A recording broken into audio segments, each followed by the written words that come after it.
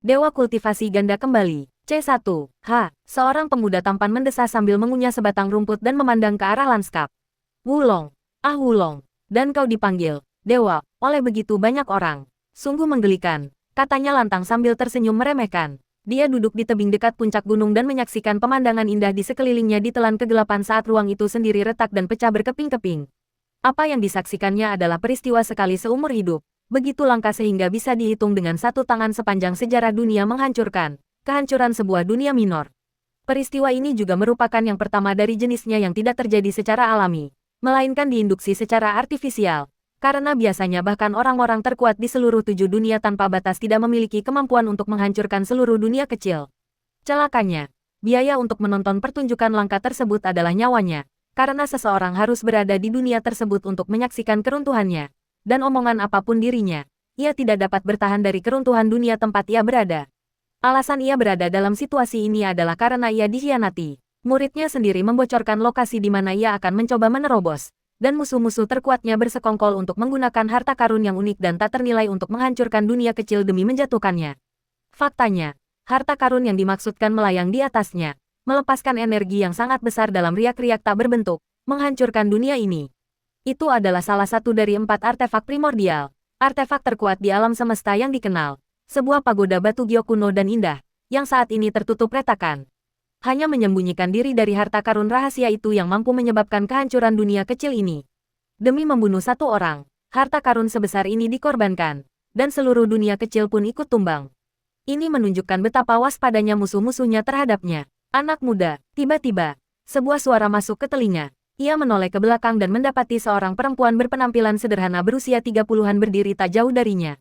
Wulong tidak terkejut melihatnya karena dia tahu wanita itu tinggal di gubuk bambu dekat puncak gunung tempat dia duduk. Dan dia bisa merasakan kedatangan wanita itu begitu dia keluar dari rumahnya. Maafkan saya, Nyonya, ketika saya bertanya apakah saya boleh menggunakan gunung Anda untuk mengatasi kematian saya tidak menyangka akan membawa malapetaka bagi kehidupan damai Anda di sini, kata Wulong dengan meminta maaf. Jangan khawatir. Kurasa kau bisa bilang kau membawa sedikit kegembiraan. Wanita itu menjawab, tampak tak peduli dengan kehancuran dunia di sekitarnya. Ada muncul apatis di matanya yang seolah terisi kebosanan yang tak ada habisnya. Wulong memikirkan wanita misterius itu karena dia tidak dapat mengetahui identitasnya.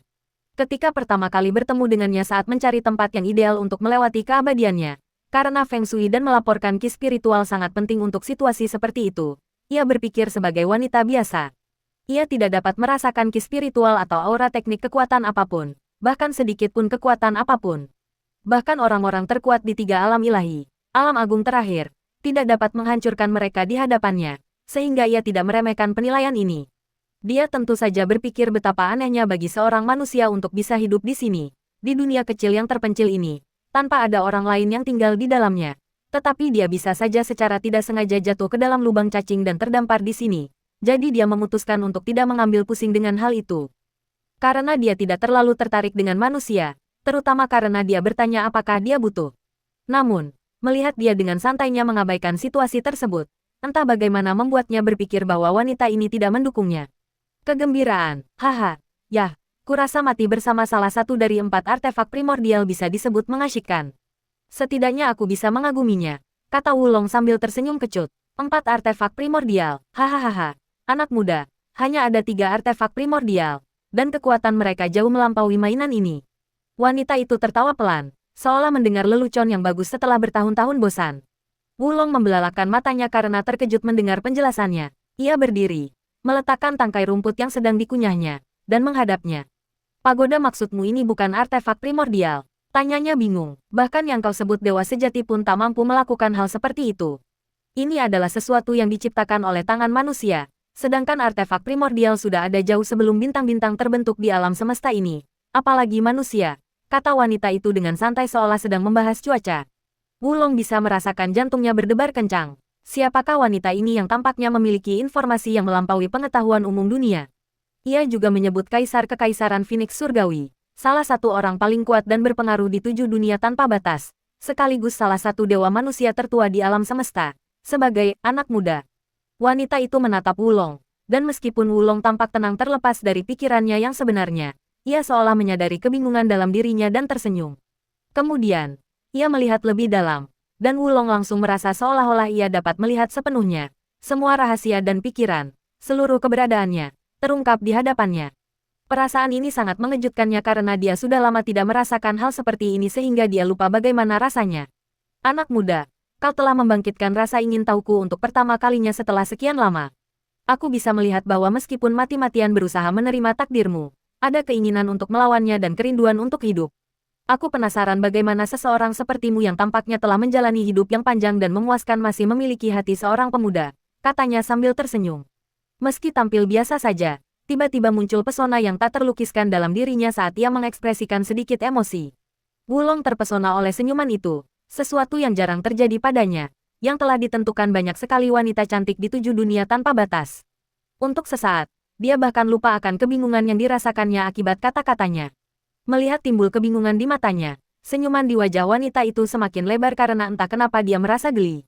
Ia lalu berjalan mendekatinya. Haha, anak muda, sebagai hadiah karena telah membuat tertarik, sesuatu yang diperkirakan tak mungkin lagi, aku akan memberikan hadiah berharga. Tapi semuanya tergantung padamu. Apakah kau bisa memanfaatkan kesempatan yang ada? Katanya dengan suara lembut sambil berdiri tepat di hadapannya. Apa? Wulong segera sadar. Namun terlambat. Wanita itu tiba-tiba bergerak maju. Bibir lembutnya menyentuh bibir Wulong, dan memutar pun langsung kabur.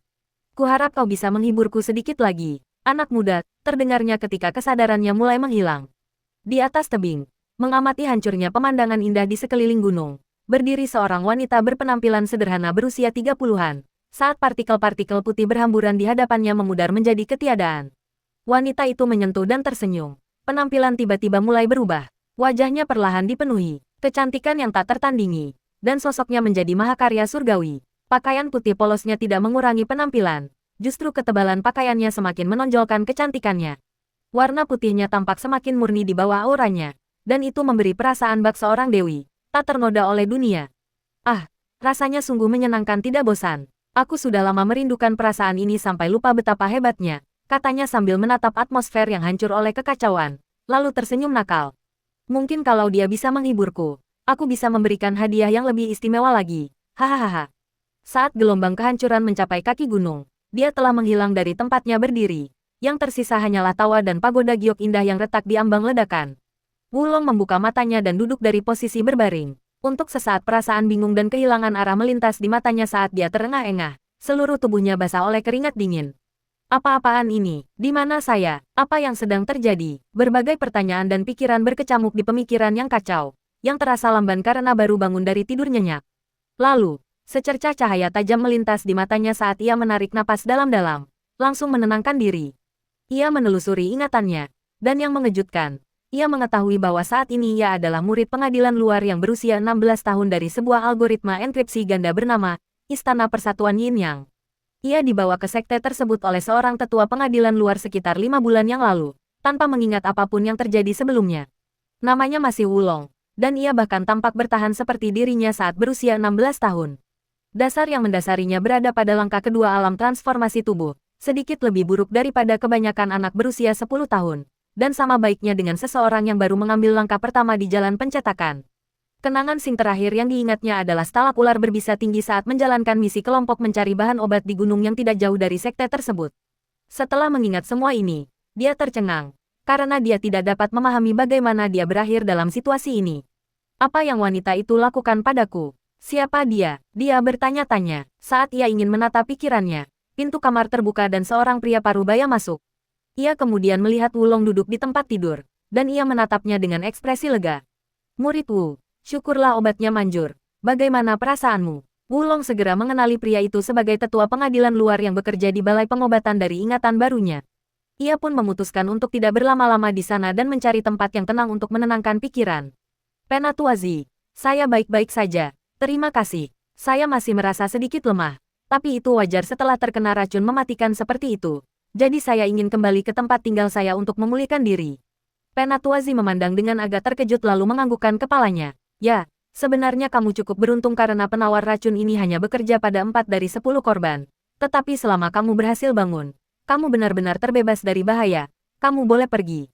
Wulong mengangguk dan pergi ke rumahnya yang teringat oleh ingatan barunya. Sementara Penatuazi pergi ke pusat sekte dengan wajah yang benar-benar lega. Wulong melewati pelataran luar dan segera mendekati sebuah rumah kecil dengan halaman sempit di pinggiran sekte. Karena sifat sekte tersebut, setiap pengikut memiliki tempat tinggal pribadi mereka sendiri, meskipun kecil, karena hal itu akan menghilangkan masalah privasi selama kultivasi mereka. Saat ia memasuki kamarnya, ia mendekati cermin dan mengamati penampilannya dengan saksama, memastikan bahwa ia pada dasarnya hanya lebih muda, dan ini benar-benar terasa seperti tubuhnya sendiri. Wanita itu, apakah dia menaruhku dalam ilusi? Itulah pikiran pertamanya. Ada batasan-batasan tertentu pada sebuah ilusi, dan selama seseorang masih bisa mempertimbangkan kemungkinan berada dalam ilusi, seseorang bisa mematahkannya. Namun, ia masih memikirkan kemungkinan bahwa itu hanyalah ilusi hanya karena ia kini mengerti bahwa perempuan yang ditemuinya jauh lebih menakutkan daripada siapapun yang pernah dikenalnya. Dan karena itu, mungkin ia punya cara untuk menerobos batasan-batasan ilusi dengan metode-metode yang tak diketahui. Namun dia segera membuang pikiran itu saat mengingat kata-kata wanita itu kepadanya. Hadiah, ya, kalau saja dia bisa membayangkannya. Hadiah ini akan menjadi kesempatan kedua, mengembalikannya ke masa mudanya. Tapi dia tidak pernah masuk sekte ini. Faktanya sekte kultivasi ganda sangat jarang pada masa mudanya, sehingga tidak banyak orang yang tahu keberadaan sekte tersebut. Kemungkinan kedua adalah reinkarnasi. Dan meskipun reinkarnasi memang ada sebagai fakta yang terkonfirmasi karena samsara diperlukan untuk merenungkan dan memahaminya dalam perjalanan menuju keabadian, terhapusnya ingatan kehidupan lampau merupakan hukum alam semesta yang tak terelakkan dan tak seorang pun mampu menolaknya. Bahkan para dewa sekalipun. Apalagi menyimpan ingatan, tak seorang pun mampu melacak kapan atau di mana seseorang akan bereinkarnasi setelah kematiannya, karena pemahaman sama sekali tidak menandakan kendali. Akan tetapi, ia tidak dapat menyangkal kenyataan di hadapannya karena ia memang memiliki semua ingatannya tetapi berada dalam tubuh yang lebih muda yang sewarna dengannya. Hadiah ini, aku harus bekerja keras untuk bisa mendapatkannya. Kilatan tajam terpancar dari matanya, dan tekad memenuhi hatinya. Ia tahu bahwa ia menghadapi kesempatan luar biasa, meskipun tidak dengan sukarela. Iya, tentu saja, bukannya tanpa kekhawatiran, karena ada orang-orang yang ditinggalkannya yang membuatnya khawatir. Tetapi ia mengerti bahwa mengkhawatirkannya sekarang tidak akan menyelesaikan masalah dan satu-satunya hal yang bisa ia lakukan saat ini adalah memanfaatkan kesempatan yang ada di hadapannya. Terlebih lagi, ia harus membalas budi orang-orang yang bertanggung jawab atas kematiannya. Jadi ia harus memulihkan kekuatannya. Karena latar belakang saya tumbuh besar tanpa warisan kultivasi yang kuat, meskipun saya telah mencapai tingkatan yang luar biasa di kehidupan sebelumnya, semakin sulit bagi saya untuk maju semakin jauh karena fondasi saya sudah kokoh dengan teknik kultivasi yang rendah. Sekarang, saya memiliki kesempatan untuk mempraktikkan teknik kultivasi terbaik yang saya ketahui sejak awal, sekaligus menempa tubuh saya, alih-alih metode yang kurang baik yang saya gunakan di masa lalu. Di kehidupan ini, saya dapat mencapai tingkatan yang lebih tinggi lagi, dan saya dapat melakukannya dengan kecepatan yang belum pernah terjadi sebelumnya. Dia menjadi bersemangat hanya dengan memikirkan prospek baru yang terbuka di depannya. Dia kemudian duduk di tempat tidur dalam posisi lotus dengan mata tertutup dan menghabiskan sekitar 3 jam menelusuri semua ingatannya dan memeriksa kondisi tubuhnya. Setelah itu, matanya terbuka lebar dan dia menunjukkan ekspresi aneh di wajahnya, sementara kegembiraan yang dia rasakan sebelumnya sedikit lebih terkendali. Pedangku patah, katanya keras-keras. Harta yang paling berharga dalam sekte kultivasi ganda bagi seorang murid laki-laki adalah pedang di antara kedua kakinya, dan muridnya tidak mampu berdiri. Saat pertama kali bergabung dengan sekte, karena penampilannya yang luar biasa tampan, ia langsung didekati oleh banyak murid perempuan yang ingin berkultivasi dengannya. Namun, masalahnya segera terungkap dan berita itu menyebar. Ketidaktahuan dan ingatannya yang buruk juga memperburuk keadaan, karena ia dikenal sebagai anak laki-laki bodoh yang tidak bisa menggunakan benda-benda miliknya di sana pada minggu kedua ia tiba. Hal ini, ditambah dengan basis kultivasinya yang hampir tidak ada di usianya, dengan cepat memadamkan harapannya untuk dapat berkultivasi dengan murid perempuan manapun. Sebagai murid pengadilan luar, ia dengan cepat ditinggalkan dan dilupakan oleh hampir semua orang. Kalau bukan karena beberapa tetua yang menjenguknya dan membantunya dengan mengirimnya ke misi-misi kecil seperti yang ia selesaikan saat digigit ular, ia tidak akan memiliki prestasi yang cukup untuk mendapatkan makanan, apalagi mendapatkan sumber daya kultivasi. Tak disangka aku yang dijuluki Dewa Kenikmatan akan berada dalam situasi seperti ini, dia tersenyum kecut. Di kehidupan sebelumnya, ia menjadi sasaran kecemburuan kebanyakan pria karena dikelilingi wanita-wanita tercantik dan memiliki pengaruh serta kekuasaan yang besar. Ia memiliki segalanya. Oleh karena itu, kondisi menyedihkan yang ia alami sangat bertolak belakang, sehingga cukup ironis. Namun, ia tidak terlalu berkecil hati, karena ia tahu banyak cara untuk memperbaiki kondisinya.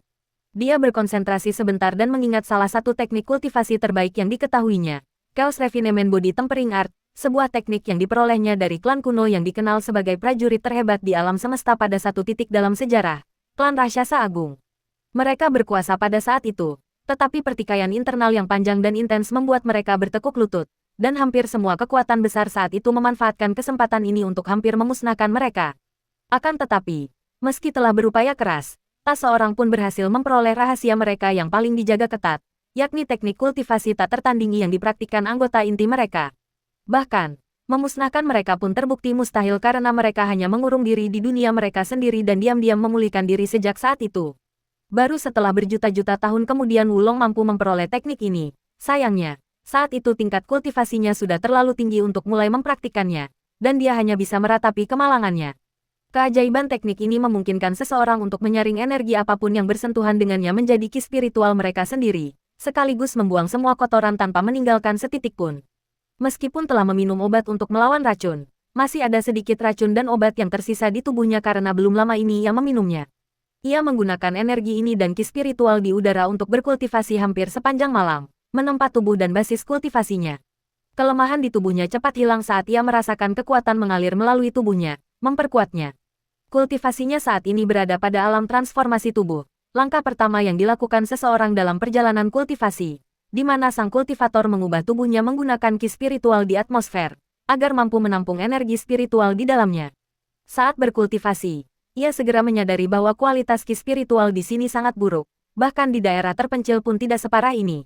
Namun, tidak banyak yang bisa ia pelajari hanya dengan merenung, jadi ia memutuskan untuk fokus meningkatkan kekuatannya terlebih dahulu, dan mempelajari lingkungan sekitarnya ketika ia setidaknya masih memiliki pijakan. Di akhir kultivasinya, langit sudah gelap, dan ia mencapai alam transformasi tubuh tingkat ketiga.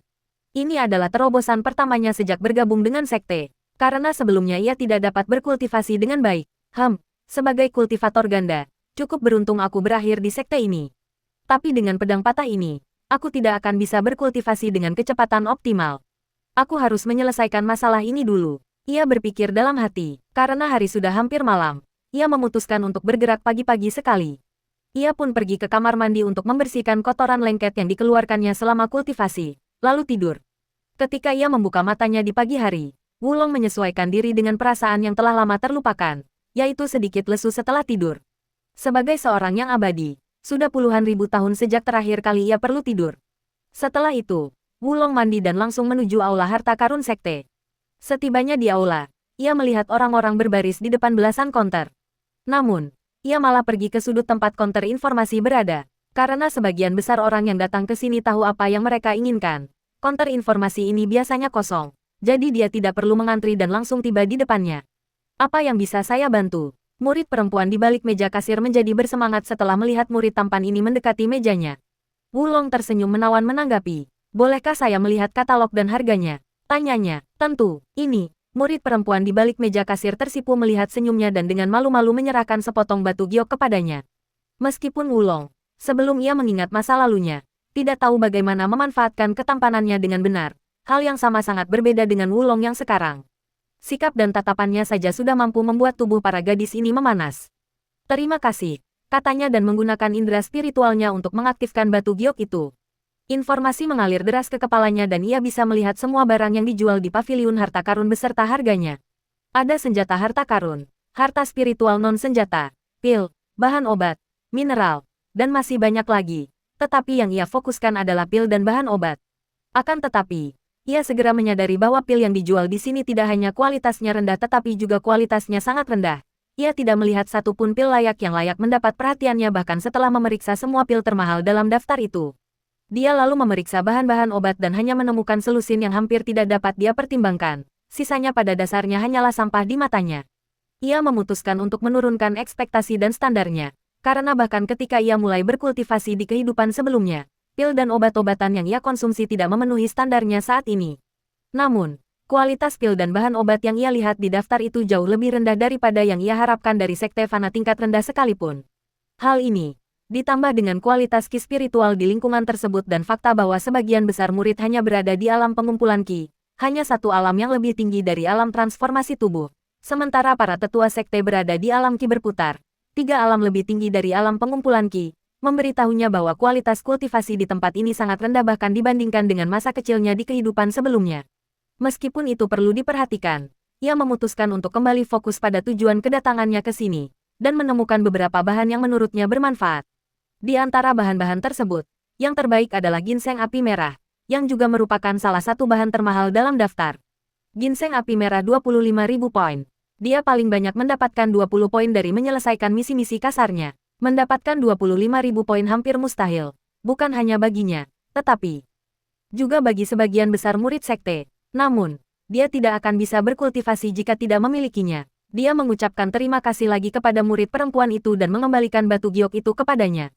Dia lalu berjalan-jalan sambil memikirkan langkah selanjutnya.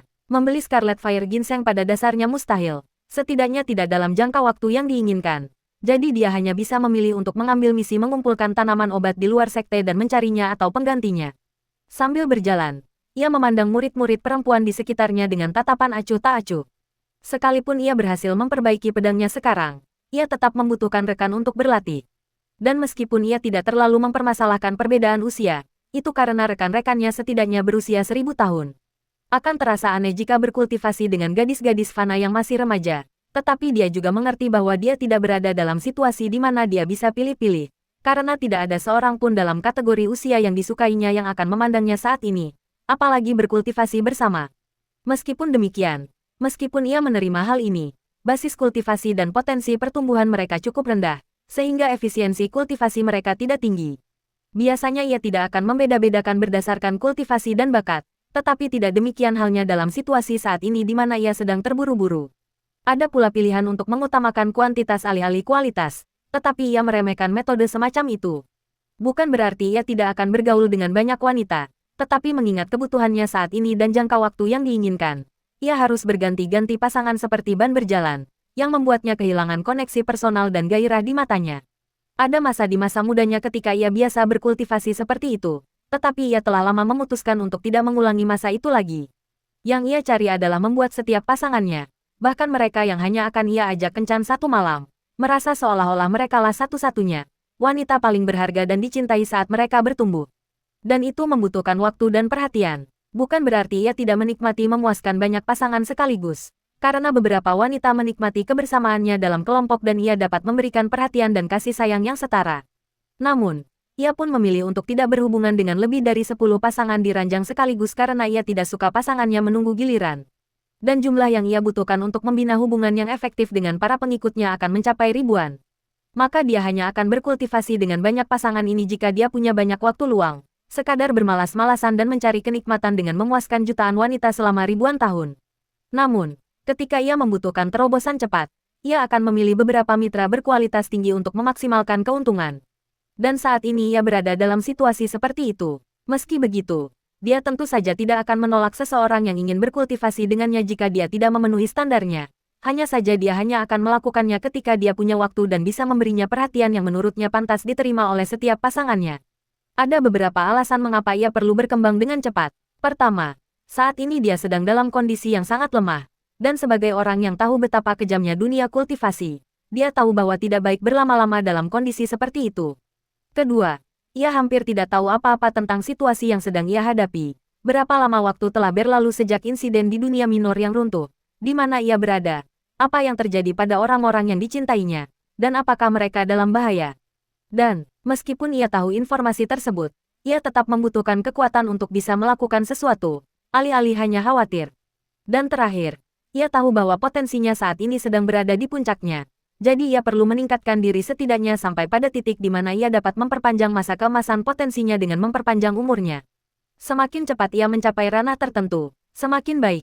Saat berjalan melewati tempat latihan, ia merasakan aura tajam yang mengarahkan pandangannya ke salah satu lapangan latihan tempat sekelompok murid berdiri di hadapan seorang wanita cantik berusia 25-27 tahun dengan sosok memukau dalam balutan pakaian sesepuh sekte.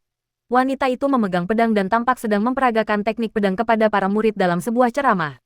Meski Istana Persatuan Yin yang merupakan sekte kultivasi ganda, tetap saja itu adalah sekte kultivasi. Jadi wajar saja jika ada ceramah tentang keterampilan bertarung. Ketika melihatnya, sesuatu yang dalam di lubuk hatinya bergetar. Ia berhenti melangkah dan diam-diam mengamati wajah-wajah halus dan gerakan-gerakan halusnya. Penampilannya yang tampan ditambah aura yang tenang dan anggun langsung menarik perhatian para murid perempuan yang lewat. Siapa orang itu? Kok aku nggak tahu ada orang seperti dia di sekte ini? Aku juga tidak tahu. Aku belum pernah melihatnya sebelumnya. Kalau tidak, aku pasti sudah mengenalnya lebih dekat. Dia sangat tampan. Aku penasaran di mana dia bersembunyi selama ini. Para murid perempuan mulai bergumam satu sama lain dengan suara pelan. Itu Wulong. Dia cukup terkenal dan kemudian terkenal buruk beberapa bulan yang lalu. Ya, dia mungkin terlihat tampan. Tapi aku tidak menyarankanmu untuk berharap terlalu banyak.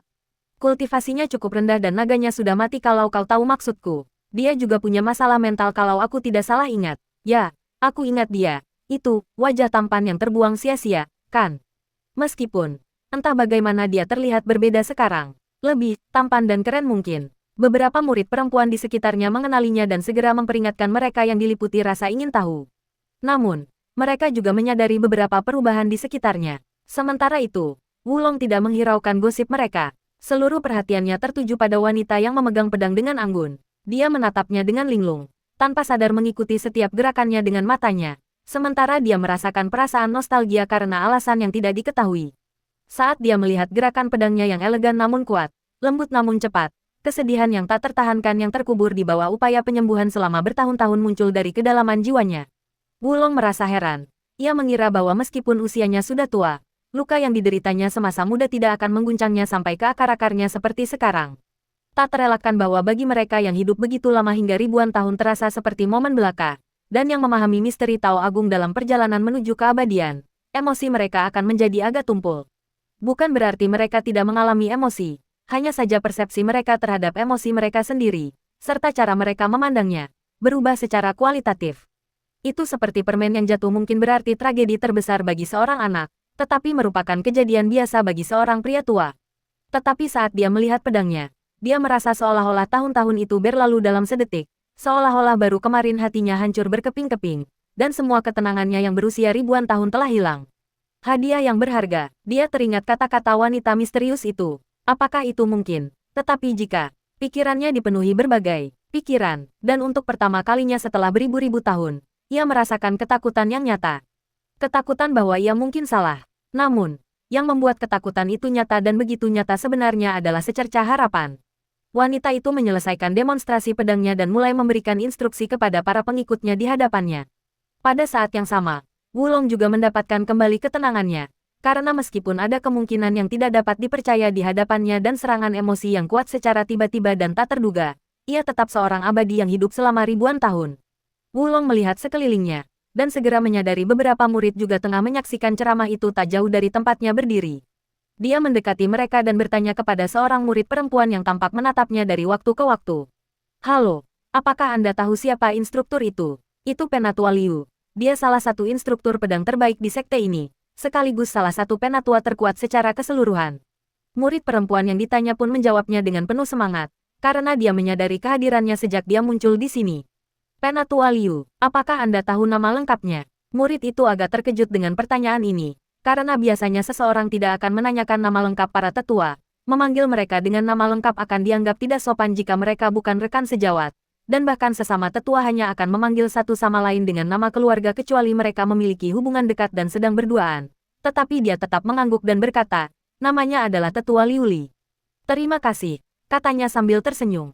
Namun dalam hatinya, pikirannya berpacu. Liu Lia, jadi nama dan penampilannya berbeda, tapi perasaan itu, aku belum bisa memastikannya.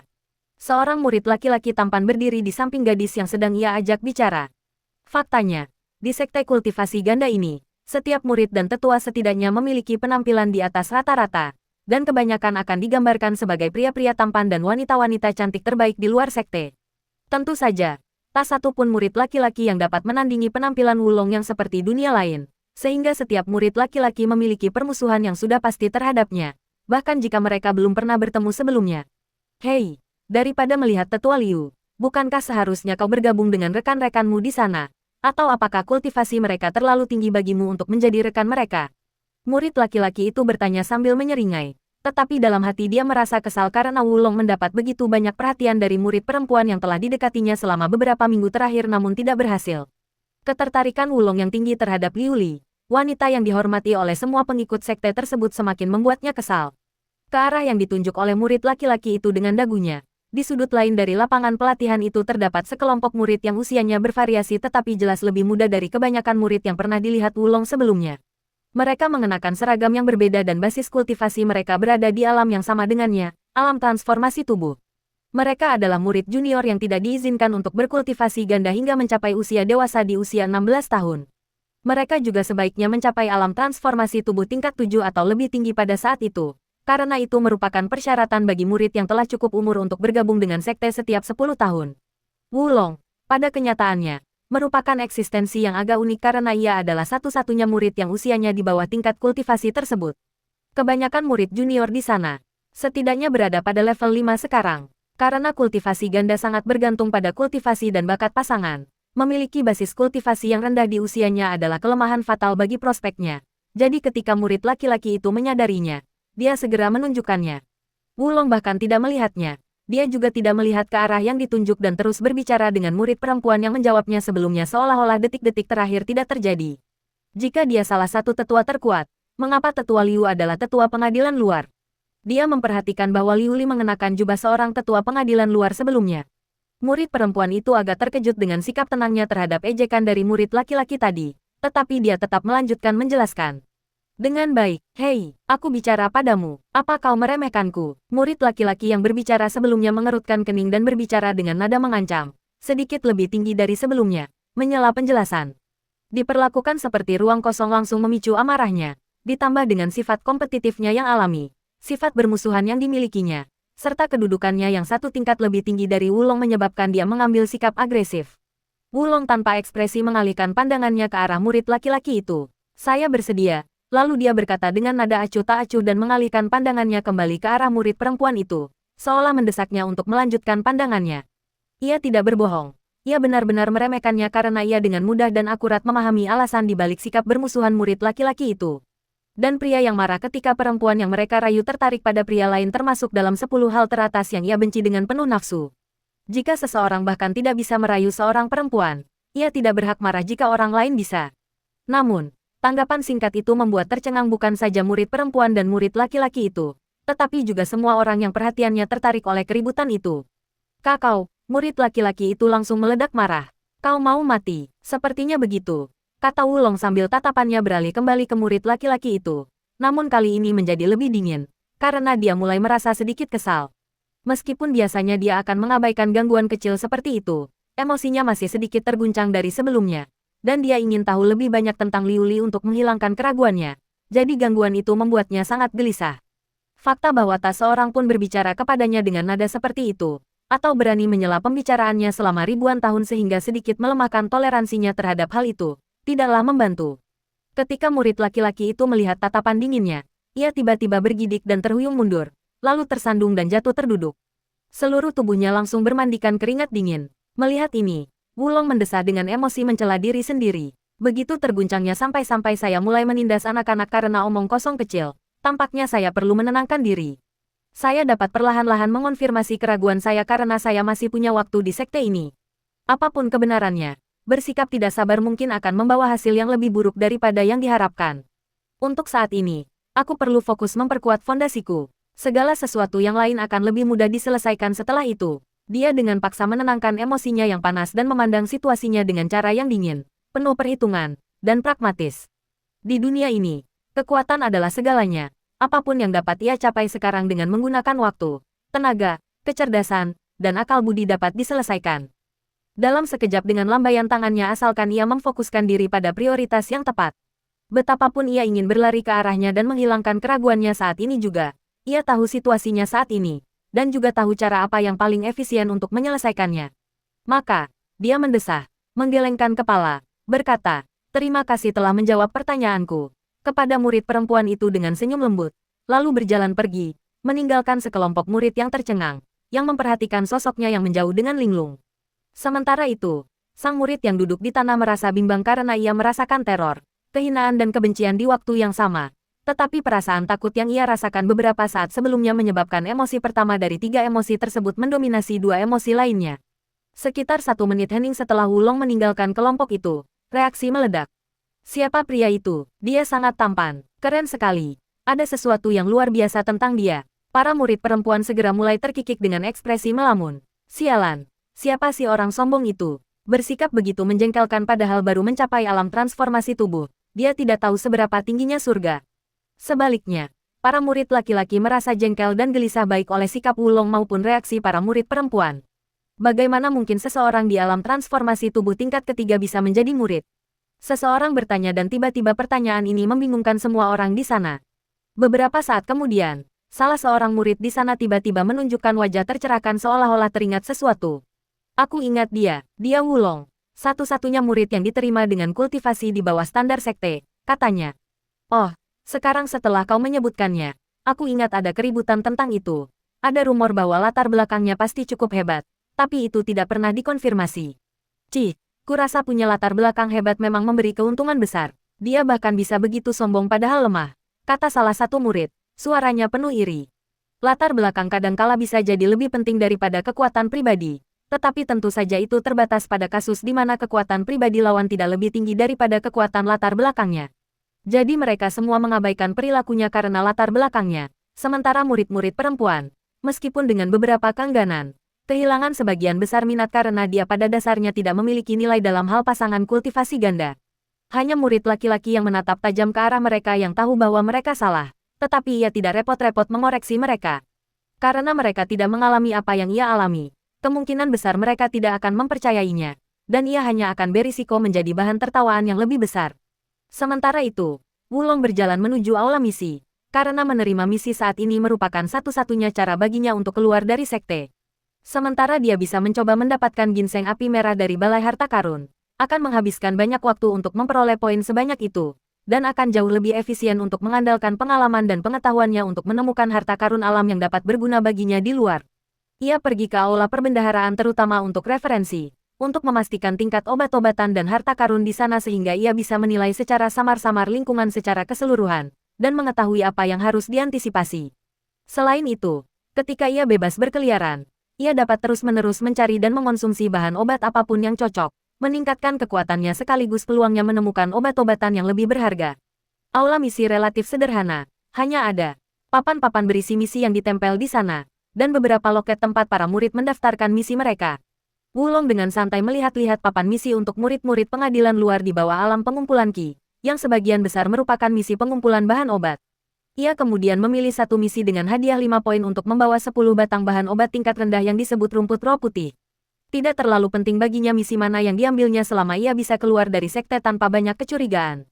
Ia melihat ke arah konter pendaftaran, meluangkan waktu sejenak untuk berkonsentrasi pada setiap orang yang bekerja di sana, lalu mendekati salah satu konter yang terdapat seorang pria berusia 40-an dengan basis kultivasi di alam pengumpulan Qi tingkat 7 yang tampak lesu. Pria ini mengenakan jubah yang mirip dengan para murid, tetapi dengan garis merah yang jelas dan simbol merah, pengikut, yang dijahit di dadanya, yang menunjukkan bahwa ia adalah seorang pengikut sekte. Ada pengikut sekte yang potensinya terhenti sangat awal, sebagian besar berada pada tingkat yang lebih tinggi daripada pengikut sekte baru, dan yang tidak dapat mencapai tingkat yang lebih tinggi untuk waktu yang cukup lama, yang menunjukkan bahwa mereka kemungkinan besar telah mencapai puncak potensi mereka. Ini merupakan mayoritas murid yang diterima dalam sekte manapun, karena proporsi orang yang berhasil menerobos ke alam berikutnya akan semakin sempit jika semakin tinggi tingkatnya. Mereka kemudian harus pensiun sebagai murid dan dipaksa untuk memutuskan apakah akan meninggalkan sekte tersebut atau bekerja di sekte tersebut sebagai imbalan atas kehidupan yang damai dan nyaman. Mereka yang memutuskan keluar merupakan mayoritas, kadang-kadang untuk mencoba dan menemukan peluang keberuntungan untuk melakukan terobosan dengan menemukan harta karun alam langka yang dapat membantu mereka menembus batas-batas mereka, tetapi sebagian besar hanya untuk menjalani hidup di luar sekte, bebas dari batasan-batasan yang ditimbulkan oleh keberadaan di dalam sekte tersebut. Sebagian kecil yang memutuskan untuk tetap tinggal dan bekerja di sekte tersebut kemudian akan disebut pengikut sekte. Mereka akan menjaga konter pendaftaran di berbagai aula seperti aula misi ini, dan melakukan tugas-tugas lain. Kebanyakan dari mereka memilih kehidupan ini karena rasa aman yang akan mereka dapatkan dengan bekerja di sekte, karena selama sekte tersebut makmur, mereka tidak perlu khawatir tentang mencari pekerjaan, makanan, dan tempat tinggal. Beberapa juga tetap tinggal karena rasa memiliki yang telah mereka peroleh dan perkuat selama menjadi murid aktif.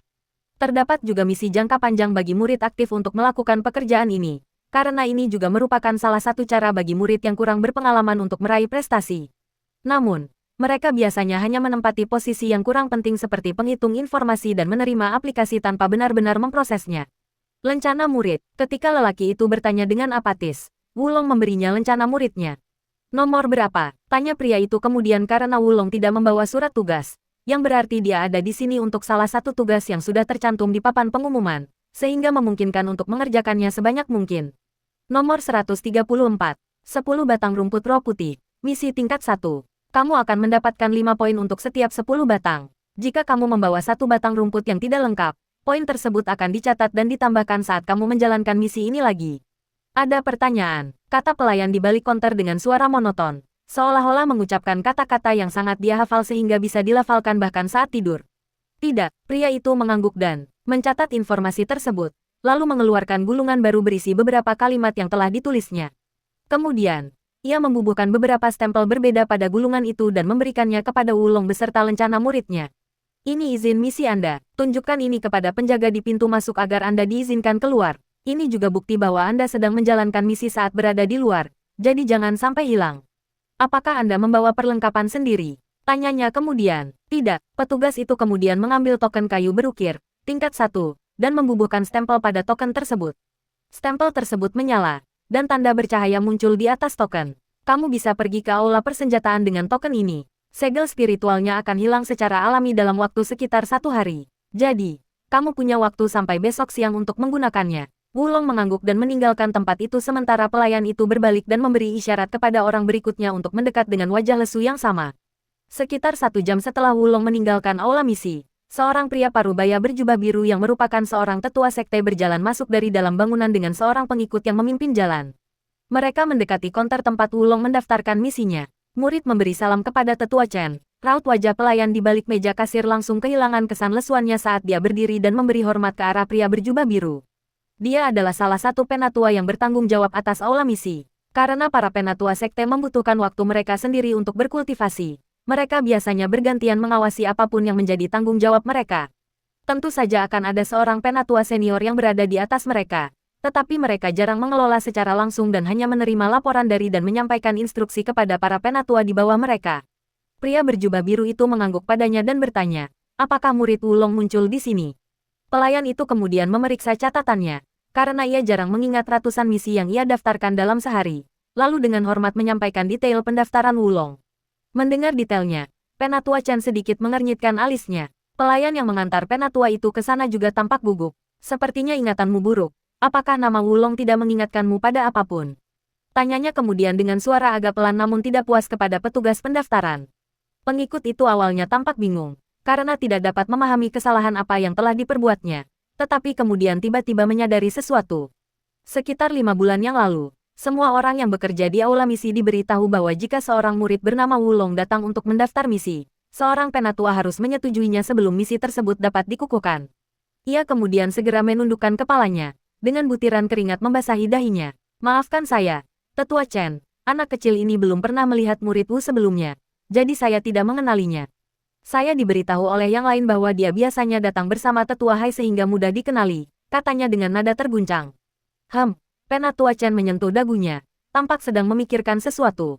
Sebenarnya, ia juga tidak menyangka Wulong akan datang ke sini dan menjalankan misi tanpa ditemani siapapun. Karena hal ini belum pernah terjadi sekalipun selama 5 bulan ia berada di sini. Lupakan saja, Tetua Hai mungkin ada urusan saat mendaftar, jadi dia menyuruhnya sendirian. Aku akan bertanggung jawab jika ini menjadi masalah, tapi berhati-hatilah dengan pekerjaan kalian. Ia berkata kepada para pengikutnya. Sebenarnya, ia juga tidak tahu apa-apa tentang keadaan Wulong. Ia dan para tetua lainnya di aula misi hanya diminta untuk mengawasinya oleh Tetua Hai. Karena Wulong tidak pernah berinisiatif untuk menjalankan misi atau bahkan meninggalkan tempat tinggalnya sendiri selama ia berada di sekte, mereka pun perlahan-lahan mulai mengendurkan kewaspadaan mereka. Ia tidak bisa sepenuhnya menyalahkan punggawa itu karena mengingat salah satu dari ribuan murid yang mendaftar misi dan langsung mengenalinya bukanlah sesuatu yang biasanya diwajibkan bagi mereka yang menduduki posisi ini. Ia sendiri sudah lama melupakan Wulong sampai punggawa yang datang bersamanya memberitahu tentang kemunculannya di aula. Dan seperti yang ia katakan dengan lantang, ia yakin Tetua Hai mungkin hanya mengutusnya sendirian untuk mengajarinya sedikit kemandirian, dan sedang menunggu di luar aula. Tetapi meskipun tidak seperti itu, situasinya sudah terjadi, dan dilihat dari lamanya waktu yang telah berlalu, Wulong mungkin sudah lama menghilang dari wilayah sekte. Bagaimanapun, Penatua Hai tidak memiliki kedudukan yang tinggi di sekte tersebut, jadi menurutnya bahkan jika terjadi kesalahan, dia cukup meminta maaf atau memberi ganti rugi. Pengikut itu menghela napas lega ketika mendengar suara tetua itu. Ia kemudian menatap penuh dendam pada pengikut yang membawa tetua Chen. Jika ia menceritakan tentang Wulong kepadanya, ia bisa saja mencegahnya pergi atau setidaknya melaporkannya secara langsung agar ia tidak terlihat begitu buruk di mata tetua itu. Pelayan lainnya hanya menghela napas lega karena tahu itu bukan masalah besar. Karena ia benar-benar khawatir akan ada masalah ketika melihat Wulong meninggalkan konter sambil membawa token. Ia sebelumnya pernah mendaftarkan Wulong sekali, jadi ia tahu wujudnya. Dia pun mengira bahwa tetua Hai mungkin ada di dekat sini karena tidak mungkin murid pemalu yang selalu tampak tersesat itu akan datang ke sini tanpa ditemani siapapun. Jadi dia ragu-ragu untuk waktu yang lama. Tetapi pada akhirnya, dia tidak dapat melupakannya karena dia mungkin akan dihukum jika seluruh situasi ini menjadi tidak terkendali. Jadi dia pergi menemui tetua Chen yang bertugas hari ini. Sebenarnya, seluruh situasi ini sudah diantisipasi sampai batas tertentu oleh Wulong. Ia sengaja dan hati-hati memilih orang yang akan mendaftarkannya dalam misi tersebut karena ia tidak ingin membuang waktu dengan orang-orang yang menghalanginya meninggalkan gerbang sekte. Dia, sebelumnya biasanya akan dibawa ke aula misi oleh Penatua Hai. Ia juga curiga bahwa Penatua Hai diam-diam mengikutinya selama misi di luar. Tetapi ia tidak yakin karena Wulong sebelumnya tidak memiliki persepsi yang tinggi untuk menyadari seseorang yang membuntutinya. Yang ia tahu pasti adalah bahwa ia akan selalu didorong untuk mengambil misi kelompok dengan beberapa murid lain untuk mengumpulkan bahan-bahan dalam jumlah lebih besar di luar daripada misi solo. Wulong tahu bahwa ia adalah sosok yang aneh di dalam sekte tersebut, dan bahwa ada rahasia yang berkaitan dengan asal-usulnya. Tetua Hai yang membawanya masuk kemungkinan besar tidak melakukannya atas kemauannya sendiri karena ia melihat segel di ingatannya yang berisi bagian sebelum ia tiba di sekte tersebut.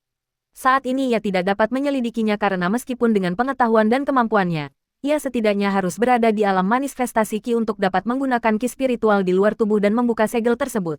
Di aula persenjataan, ia menerima perlengkapan standar yang diberikan kepada para murid yang akan pergi keluar untuk menyelesaikan misi. Ada beberapa hal di sana, beberapa pil puasa, yang memberikan nutrisi dan mengurangi rasa lapar. Dengan memikat wanita yang membagikan perlengkapan itu dengan senyumnya dan mengatakan bahwa ia mungkin perlu berada di luar lebih lama.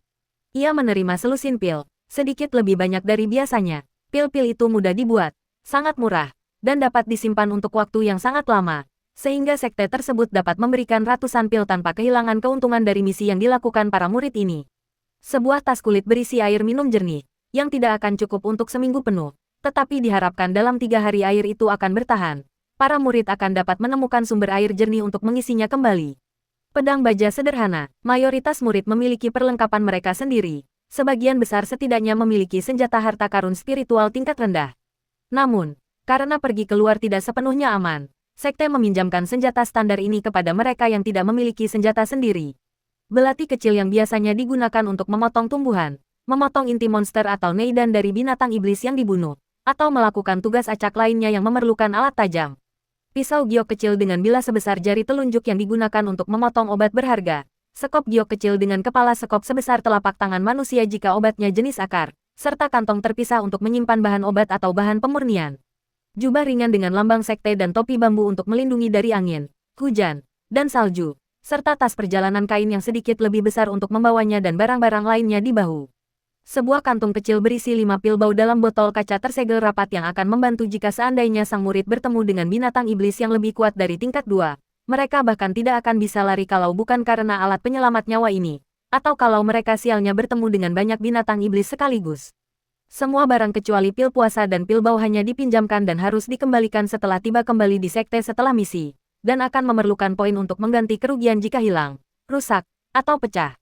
Wulong memasukkan semua barang kecuali topi bambu, pedang, dan belati ke dalam tas perjalanan, lalu mengikat tas itu dengan tali di bahunya bersama topi bambu. Ia kemudian mengikat pedang di satu sisi ke selempang jubahnya dan belati di sisi lainnya. Ia melanjutkan perjalanan menuju gerbang sekte. Satu-satunya cara aman untuk menuruni gunung tempat sekte itu berada dengan berjalan kaki. Dalam perjalanan, semakin dekat ia ke gerbang, semakin banyak ia bertemu orang-orang berpatroli dengan jubah abu-abu. Mereka berkelompok 7 orang, dengan 6 orang di alam kondensasi Ki tingkat 1 hingga 6, alam yang lebih tinggi dari pengumpulan Ki, dan 1 orang di alam kondensasi Ki tingkat 7 hingga 9. Ia juga sesekali melihat orang-orang di alam manifestasi Ki, alam yang lebih tinggi dari kondensasi Ki, mengenakan jubah abu-abu bergaris biru.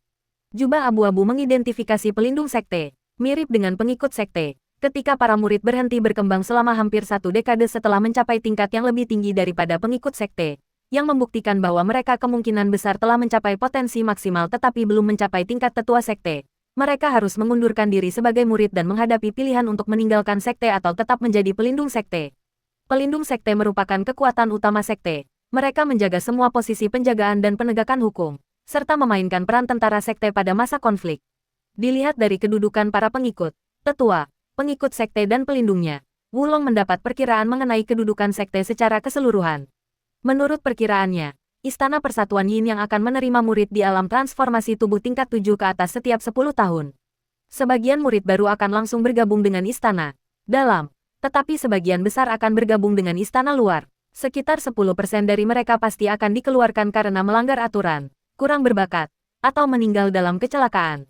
Jika mereka berhasil menembus alam pengumpulan Qi dalam waktu kurang dari setahun sejak direkrut, atau mereka menunjukkan bakat unik lainnya, mereka mungkin akan dipromosikan menjadi murid pengadilan dalam, karena bakat mereka akan dinilai tinggi. Terkadang juga ada orang yang diturunkan dari pengadilan dalam ke pengadilan luar karena menunjukkan hasil yang buruk. Satu-satunya perbedaan antara murid-murid pengadilan dalam dan pengadilan luar adalah bakat, karena murid-murid pengadilan dalam akan menerima sumber daya yang jauh lebih baik dalam tunjangan bulanan mereka, dengan harapan mereka akan segera mencapai ranah yang lebih tinggi dan menjadi kekuatan utama sekte. Oleh karena itu, ada murid-murid pengadilan luar yang kultivasinya lebih tinggi daripada murid-murid pengadilan dalam. Tetapi kedudukan mereka lebih rendah karena dengan bakat mereka, pada dasarnya mereka tidak memiliki harapan untuk mencapai tingkat yang lebih tinggi. Setiap tahun, sekte tersebut akan mengeluarkan sejumlah pengikut yang tidak memberikan kontribusi yang cukup melalui penyelesaian misi untuk menjauhkan mereka dari pengadilan dalam dan pengadilan luar. Dengan demikian, sekte ini setiap saat memiliki pengikut mulai dari alam transformasi tubuh tingkat tinggi hingga alam manifestasi Qi. Setelah sekitar 2 dekade sejak bergabung, mayoritas 55–65% murid di pengadilan dalam dan pengadilan luar dalam kelompok ini telah berhenti berkembang di pertemuan Qi selama 1 dekade. Sementara rekan-rekan mereka telah mencapai alam yang lebih tinggi selama waktu tersebut, dengan beberapa yang sangat berbakat mencapai alam Qi bergulir dan menjadi penatua. Mayoritas dari kelompok ini kemudian akan pergi sementara sebagian kecil akan tetap menjadi pengikut sekte. Setelah 1 dekade berlalu, mayoritas mutlak 70%–80% dari murid yang tersisa dari kelompok itu telah berhenti bertumbuh di alam kondensasi Qi atau alam manifestasi Qi selama 1 dekade. Oleh karena itu mereka meninggalkan sekte atau bergabung dengan pelindung sekte, dengan persentase kecil yang dikeluarkan atau meninggal karena berbagai alasan, sedangkan yang tersisa bertumbuh dengan sangat lambat, akhirnya mencapai alam Qi berputar dan menjadi penatua. Dengan demikian, setiap kelompok murid baru akan memiliki paling banyak 3 generasi senior, dengan setiap generasi sebelumnya secara eksponensial menjadi lebih kecil daripada generasi berikutnya, dan hanya generasi tepat di atas mereka yang ukurannya agak sebanding dengan generasi mereka sendiri. Mereka yang berada di atas generasi ketiga yang masih terus bertumbuh tetapi lambat secara kolektif disebut murid-murid Hidden Court karena mereka sebagian besar mengasingkan diri hingga mereka mencapai tingkat yang lebih tua atau berhenti bertumbuh dan gagal, sehingga menjadi pelindung, dan hampir tidak pernah terlihat pada masa normal. Setelah persentase kecil murid menjadi penatua di alam Qi berputar, inti sekte tumbuh dan mereka mampu menerima lebih banyak murid karena ada lebih banyak orang yang dapat membimbing generasi muda dan sekte pun tumbuh dalam ukuran. Dari pengalaman Wulong, ia berspekulasi bahwa karena para tetua sekte berada di alam Qi berputar, pasti ada tetua agung yang satu alam di atas mereka di alam membangun fondasi. Begitu pula seorang master sekte yang biasanya satu alam lebih tinggi daripada tetua agung dan dalam kasus ini pastilah seorang praktisi alam pembentukan inti. Namun, mengingat sekte tersebut hanya memiliki sekitar 7.000 anggota, dengan sekitar 2.000 diantaranya adalah pelindung dan pengikut, serta sekitar 500 orang setingkat tetua, ia yakin bahwa sekte tersebut tergolong baru, paling lama berusia 200 tahun, atau baru-baru ini mengalami penurunan jumlah anggota yang drastis, yang tidak ia temukan indikasinya. Jadi, sangat mungkin sekte baru ini menunjuk tetua agung ketika mereka mencapai puncak alam Qi berputar, dan ketua sekte serta mungkin wakil ketua sekte berada di alam pembentukan fondasi. Hal ini bahkan tidak dapat dianggap sebagai sekte dibandingkan dengan daerah terpencil, tempat ia dibesarkan, yang benar-benar menggambarkan kualitas kultivasi di tempat ini. Alasan dia dapat dengan mudah berspekulasi mengenai petinggi Istana Kesatuan Yin yang adalah karena sekte manapun pada dasarnya akan memiliki struktur yang sama, yang membedakannya adalah jumlah alam tempat sekte menerima murid, dan jangka waktunya. Misalnya, sebuah sekte yang ia ikuti di masa mudanya, yang merupakan sekte standar, akan mulai menerima murid hanya di alam pengumpulan Qi setiap 20 tahun, memiliki pengikut sekte di alam manifestasi Qi, dan pelindung di alam Qi berputar dan alam pembentukan fondasi, tetua di alam pembentukan inti, tetua agung di alam kondensasi inti, dan memiliki master sekte di alam transendensi fana. Di sebagian besar sekte, juga akan ada satu atau lebih leluhur sekte, yaitu para master sekte generasi sebelumnya yang berada di tahap akhir alam transendensi fana. Dengan demikian, sekte semacam itu akan memiliki murid hingga praktisi master sekte di setiap alam utama 9 alam fana kecuali alam transformasi tubuh pertama, tetapi struktur dasar promosi dan alokasi personelnya mengikuti logika umum yang sama. Dan itu akan sama untuk setiap sekte, termasuk sekte yang jauh lebih tinggi tingkatnya, bahkan sekte abadi. Saat dia mencoba mencari tahu di mana dia berada dengan menilai tingkat kekuatan orang-orang di sekitarnya, yang sebenarnya membuatnya semakin bingung karena dia tidak tahu di mana di dunia ini sebuah sekte pada tingkat dan ukuran ini akan mampu bertahan dari persaingan sengit di dunia kultivasi. Dia pun mencapai gerbang dan melewatinya dengan izin misinya tanpa masalah apapun. Dia menuruni jalan setapak pegunungan selama beberapa jam, jarang bertemu dengan patroli luar dan pos pemeriksaan pelindung sekte hingga dia mencapai kaki gunung tempat hutan yang indah dan rimbun penuh dengan ki spiritual terhampar sejauh mata memandang, sesekali mendaki bukit dan gunung di wilayah yang sangat luas ini. Ia berjalan menembus hutan, tidak mengikuti jalan yang mengarah dari awal jalur pegunungan menuju pemukiman manusia terdekat, melainkan memilih arah yang pernah ia tempuh dalam misi sebelumnya, meskipun dengan kecepatan yang hanya sedikit lebih cepat daripada manusia biasa. Kultivator alam transformasi tubuh di 3 tingkat pertama hanya akan memiliki sedikit peningkatan kekuatan dan daya tahan dibandingkan manusia biasa di puncaknya yang telah berlatih sepanjang hidup mereka. Hal ini memang sudah mengesankan di mata manusia biasa, tetapi cukup menyedihkan bahkan di mata praktisi alam pengumpulan ki yang sudah memiliki kekuatan, kecepatan, dan daya tahan super karena mampu mengumpulkan ki spiritual dan menyimpannya di dantian mereka. Ia terus bergerak selama beberapa jam hingga mencapai sebuah mata air kecil tempat ia beristirahat sejenak karena tubuhnya saat ini memiliki batas, dan kekuatannya mulai menurun dari puncaknya. Dan perjalanan di alam liar selalu menuntut seseorang untuk berusaha mempertahankan kondisi primanya jika terjadi keadaan darurat. Dalam perjalanannya dia kadang-kadang melewati beberapa murid istana luar yang tengah mengumpulkan bahan-bahan obat di kejauhan. Dia juga membunuh beberapa binatang buas yang bermusuhan yang ditemuinya tanpa kesulitan, menggunakan satu tebasan pedangnya untuk langsung membunuh setiap pertemuan. Binatang buas umumnya dibagi menjadi 3 kategori, binatang buas, binatang iblis, dan binatang spiritual. Itu bukan satu-satunya jenis binatang buas, tetapi yang paling umum ditemukan. Binatang buas pada dasarnya adalah binatang fana yang tidak memiliki kekuatan khusus, ada yang bermusuhan dan ada yang jinak. Binatang iblis itu ganas dan bermusuhan, serta memiliki kemampuan khusus. Bagian tubuh mereka terkadang dianggap sebagai material berharga, dan terkadang mereka memiliki inti monster dan neidan yang merupakan hasil kondensasi dari kultivasi mereka. Mereka diperingkat berdasarkan tingkatan, jenjang, dan level yang sesuai dengan level kultivasi manusia. Misalnya, semua binatang iblis yang setara dengan seorang kultivator di 9 alam mortal adalah kelas mortal. Mereka yang setara dengan kultivator alam transformasi tubuh adalah kelas 1, dan mereka yang setara dengan kultivator alam transformasi tubuh tingkat 1 hingga 3 adalah kelas rendah. Dengan demikian, secara teori, Wulong hanya akan mampu melawan binatang iblis tingkat mortal tingkat 1 yang berlevel rendah. Meski begitu, dalam ingatannya dia tidak ingat ada seorang pun di sekte itu yang menyebutkan tingkatan binatang iblis. Hanya tingkatan dan level saja yang bisa diartikan bahwa tidak ada pengetahuan tentang binatang iblis di atas tingkatan fana. Jenis binatang ketiga dan terakhir yang paling umum, binatang spiritual dapat dianggap lebih sebagai suatu ras daripada binatang, karena mereka memiliki kecerdasan tinggi, setara atau dalam beberapa kasus jauh lebih hebat daripada manusia. Dapat berkultivasi, dan pada tingkat kultivasi di atas 9 alam fana berubah menjadi bentuk manusia. Wulong melewati banyak bahan obat, tetapi tak satu pun menarik minatnya. Jangankan dirinya, bahkan sektenya pun tidak menganggap bahan-bahan ini berharga atau langka, meskipun tetap berharga dan dikumpulkan oleh para murid dengan imbalan poin. Dia belum pernah berhadapan dengan binatang iblis dalam pertempuran, tetapi dia merasakan banyak hal di kejauhan. Melimpahnya tumbuhan spiritual dan binatang iblis semakin menegaskan keraguannya. Ini memang tanah spiritual, karena para kultivator membutuhkan ki spiritual yang melimpah untuk berkultivasi. Sekte tidak akan didirikan di lokasi yang dipilih secara acak. Mereka akan berlokasi di tanah spiritual alami, di mana ki spiritual melimpah. Lingkungan seperti itu akan menguntungkan sekte dalam beberapa hal. Pertama, tentu saja, melimpahnya ki spiritual yang membuat kultivasi menjadi efisien. Yang kedua, tanah spiritual tersebut akan menghasilkan sumber daya yang melimpah seperti tanaman obat, pohon spiritual, biji berharga, dan sebagainya. Sumber daya ini dapat dipanen oleh para pengikut sekte yang belum cukup kuat untuk menjalankan misi yang lebih tinggi. Sekte tersebut akan menerima materi, dan para pengikutnya akan mendapatkan poin prestasi yang kemudian dapat mereka tukarkan dengan sumber daya kultivasi. Tidak ada kekhawatiran bahwa para murid tidak akan menyerahkan bahan-bahan yang telah mereka kumpulkan, Karena sebagian besar barang memerlukan pengolahan khusus agar dapat dikonsumsi atau digunakan dengan aman dan efisien.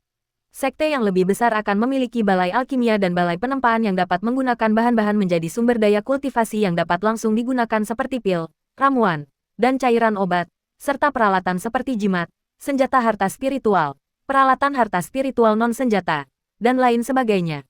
Sekte yang lebih kecil seperti Istana Kesatuan Yin yang akan menukar sumber daya mentah dengan perusahaan dagang untuk sumber daya budidaya yang berguna yang kemudian dapat mereka distribusikan baik melalui tunjangan bulanan atau dengan imbalan poin. Murid yang lebih senior dan mampu mengerjakan tugas yang lebih sulit akan menghasilkan uang bagi sekte untuk membeli lebih banyak sumber daya dan kebutuhan. Mereka juga meningkatkan reputasi sekte, yang menyebabkan lebih banyak orang meminta misi dari para murid. Cara ketiga tanah spiritual memberi manfaat bagi sekte adalah kehadiran alami binatang iblis yang dapat diburu oleh para pengikutnya. Selain mengasah keterampilan tempur, mereka juga memungkinkan mereka memanen bahan-bahan berharga dari mayat. Dan yang terakhir, tanah spiritual juga dapat menjadi penanda mudah bagi batas-batas sekte, karena setiap sekte menganggap tanah spiritual mereka sebagai lingkup pengaruh langsung mereka. Padahal, jika ada orang luar yang ketahuan berburu harta karun di tanah spiritual milik suatu sekte, maka hal itu dianggap pelanggaran berat. Dan banyak terjadi pertikaian berdarah antar sekte karena salah satu pengikutnya masuk tanpa izin ke tanah spiritual sekte lain. Oleh karena itu, tidak ada kasus di mana dua sekte menempati tanah spiritual yang sama. Di dunia kultivasi yang kejam, persaingan memperebutkan sumber daya berlangsung berdarah dan tanpa ampun.